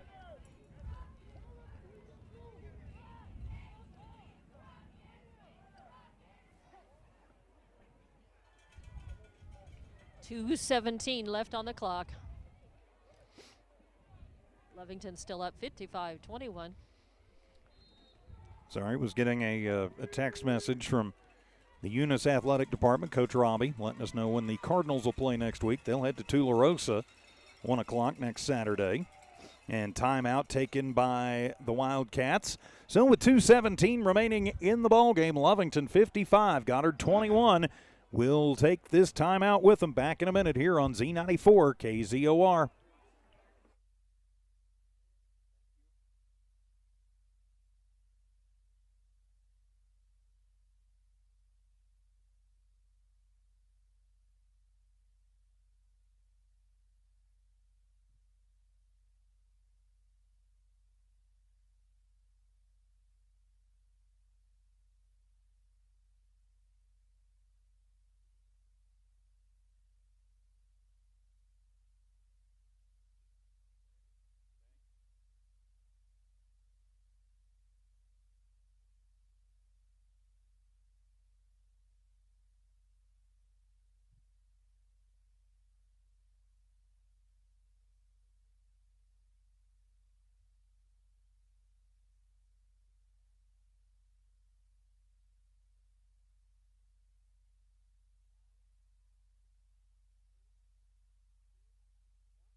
Thrown it near side. It will be complete to Loya. He brings it out to the 25. Good coverage for the Wildcats. Just a 5-yard completion, and it'll be 3rd down and around 15 for the Goddard Rockets out of the Lovington timeout. It was Loya's first catch of the day. It's good for 5 yards. So on 3rd down and 15, Wildcats a minute 40 away from punching their ticket into the next round. Quarterback back to pass, steps up, hit, ball is out, it is loose. I think Goddard got it back, or maybe Lovington did. We'll see. Did they force another turnover? They did! The Wildcats get it back as they force the 5th turnover of the ball game on the Goddard Rockets, and Lovington will have it as Vasquez. That'll be the 6th sack of the ball game for Lovington. And Starling White is the guy who recovered the ball for the Wildcats. So Lovington with $1:30 to go now in the ball game has it inside the Goddard red zone, and they are going to send Prudencio back out, I notice, on this one. They know that if a first down ends it with exactly 90 seconds to go, I can't imagine Goddard would use their 3 timeouts, and they're just going to come out in victory formation and basically dare Goddard to use their timeouts. Matthew with it, puts the knee on the ground. I hate writing these in the book, but I've got to. It goes down as a loss of yards for him, but still. Does not matter as everybody will move backwards. 1:15 to go. Clock continues to move. Lovington in the lead of this one, 55-21. After some very sloppy play and a whole bunch of penalties, Lovington still coming out on top using a 28-point second quarter to go up by 34. So Prudencio will have to kneel it again and maybe one more time after that. And he'll take it, pick it up off the turf, put the knee down. 3 seconds difference, play clock, game clock. So Matthew will have to take a knee one more time. But Lovington will be victorious as they have synced up the play clock and the game clock. 1 second difference, so Prudencio will have to kneel it one more time. Matthew puts the knee down, and that should do it, assuming that Goddard doesn't take their timeouts, and they will not. And the Lovington Wildcats have defeated the Goddard Rockets for the 2nd time this season and overcome some mistakes to win this one 55-21 to move on to the Class 5A quarterfinals next weekend in Artesia. We'll take a 3-minute timeout, come back with your Devon Energy postgame report. Lovington Wildcat playoff football is on Z94 KZOR.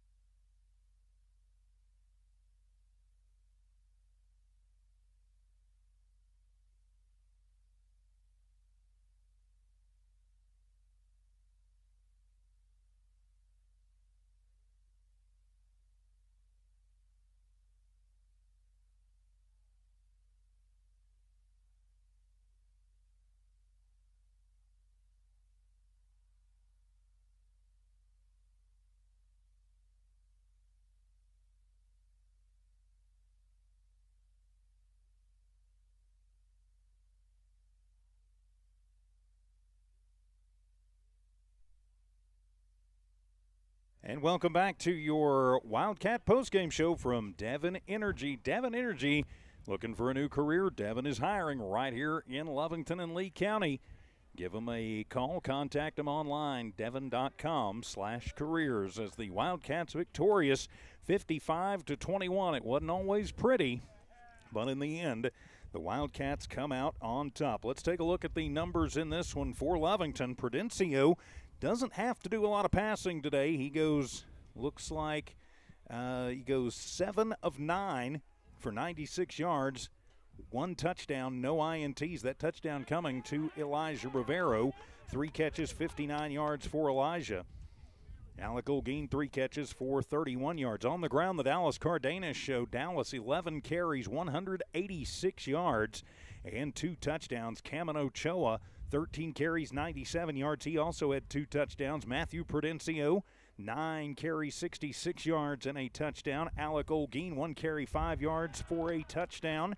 And Jaden Gutierrez, 1 carry, 5 yards. And also had Caballero, 2 carries for 16 yards late in the ball game. 96 through the air, 362 on the ground, 458 total for Lovington. They had 16 first downs in the ball game, but they also had 16 penalties. Ouch. But we're not going to worry about that because we won 21-55-21. Lovington forced 5 turnovers on Goddard. One of those turnovers was a pick six, 55 yards to the house for Kyler Reeves. We can't forget Kyler's touchdown in there as he stepped in front of a pass from Montoya and took it to the house. So Lovington pretty much getting it done in all phases, but 1 week from now, probably 1 week from today, a much tougher tests await in the Artesia Bulldogs. Of course, we'll talk more about that through the week. We'll have your Bob Swiftway Coaches conversation coming up here in just a few minutes, too. For the Goddard Rockets, their quarterbacks combined looks like that is 8 of 20 for 168 yards. Castillo doing most of the damage, 5 catches, 95 yards, and a touchdown. Porras, 4 catches for 66 yards. On the ground, they didn't manage much more than that. Gibbs led the way with 66 yards on 13 carries. They did get 2 rushing touchdowns out of Bruce Loyer, 3 carries, 7 yards. 2 of those were for touchdowns. So under 200 yards, or right at 200 yards, for the Goddard Rockets as they end their season. Is Dawn Morgan, are you ready with our Bob Swiftway Coaches conversation? You bet. Got Coach right here. And congratulations. It's cold in the shade. That's why I kind of moved us out into the sun a little bit, Coach. Yeah, as the shadows get long over Wildcat Stadium here. Congratulations. First playoff win as a head coach. Yeah, thank you. Nice. Kids played great, man. Responded really well to some adversity, right there for halftime, and after halftime played really well. And that similar story last time we played Goddard, kind of a 13, 14-point game or whatever it was, right in there, and played really well the second half. You also mentioned something to the team in the huddle last time that they played Goddard first round of the playoffs. What happened at the end of the season? Oh, no, what I was saying was we've been talking about a brand new season. Brand new season. I said, and you're 1-0. The last time we started a season, which was, back in August, we went 5-0. I said, what happens if you do that? And they got all excited because I know it's one game at a time, but I just want them to, we really are turning the chapter, turning the page, new chapter, okay? And we want to attack this brand new season the same way we started this first one. You told them big message was be fearless in everything that they do in preparation, be fearless on the field, and things take care of themselves. And you said you believe in that. I do. I truly do. I think this team's capable of anything, and I've never wavered from that opinion, no matter what's happened. And I do believe that this team's capable of reaching every goal that we set.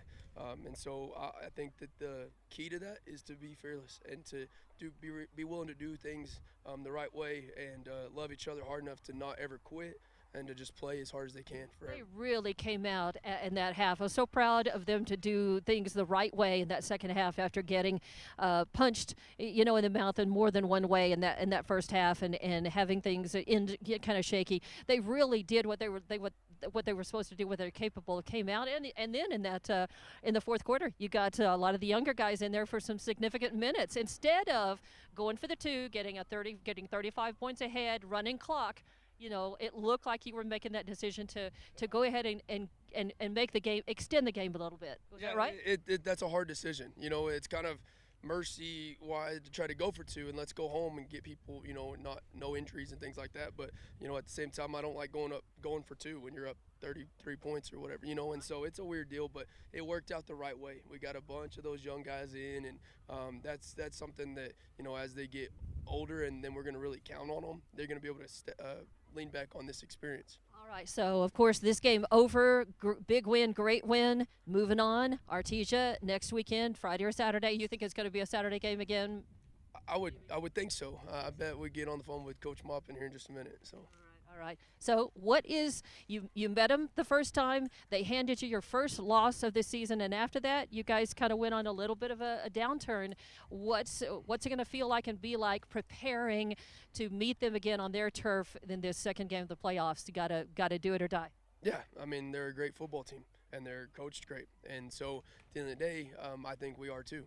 And so I just believe that if we play our football game, and we're going to have a chance. And then at the end of the game, if we're able to make the play, we'll move on. And if we're not, then we won't. My goal for us is exactly what we were talking about a minute ago. I want us to be fearless. If we're fearless and we play that game with everything we got, whatever happens, I'm going to be so proud of them. I just want us to go out there and play as hard as we can for as long as we can, because I believe that's going to lead to success. Excellent. All right. Anything else you'd like to say at this point? This is the last home game of this season for you and your first head coach with this team. Anything you'd like to say here on the blue turf? Yeah, it's a special place.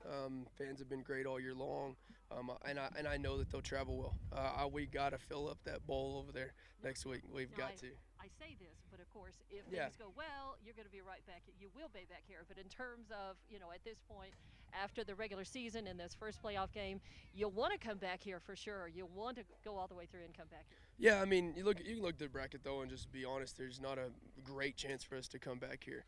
I don't know about who owes who or whatever towards the end, but moving up in Class 5A, we haven't played a lot of those teams, so there's not a lot of past experience, so it just goes to a higher seed. Right. And so there's a good chance we're on the road, and I think that's fine. We've played really good on the road. Yeah. So. Definitely have been a good season, winning season. Moving forward, we'll be there, next weekend, and looking forward to it. You guys have been really exciting, fun to watch.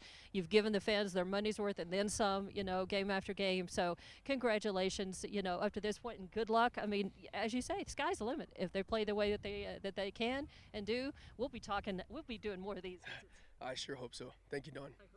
Yes, ma'am. Thank you. Good luck. All right. Thank you very much, Coach Bailey. Our Bob's Thriftway Coaches Conversation after the Wildcats get the big victory tonight, 55-21, to move on into the 5A quarterfinals next Saturday against the Artesia Bulldogs. And with that, my friends, we will put a wrap on your Devon Energy postgame report. Of course, Bob's Thriftway Coaches Conversation from our great friends at Bob's Thriftway.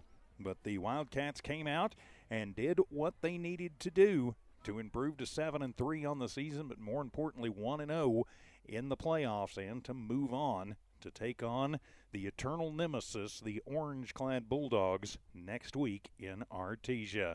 So we will put a wrap on this one. Big thanks to Evie Stuber juggling all the cats and the chainsaws back at One Radio Square. For Manny V in studio engineering and producing.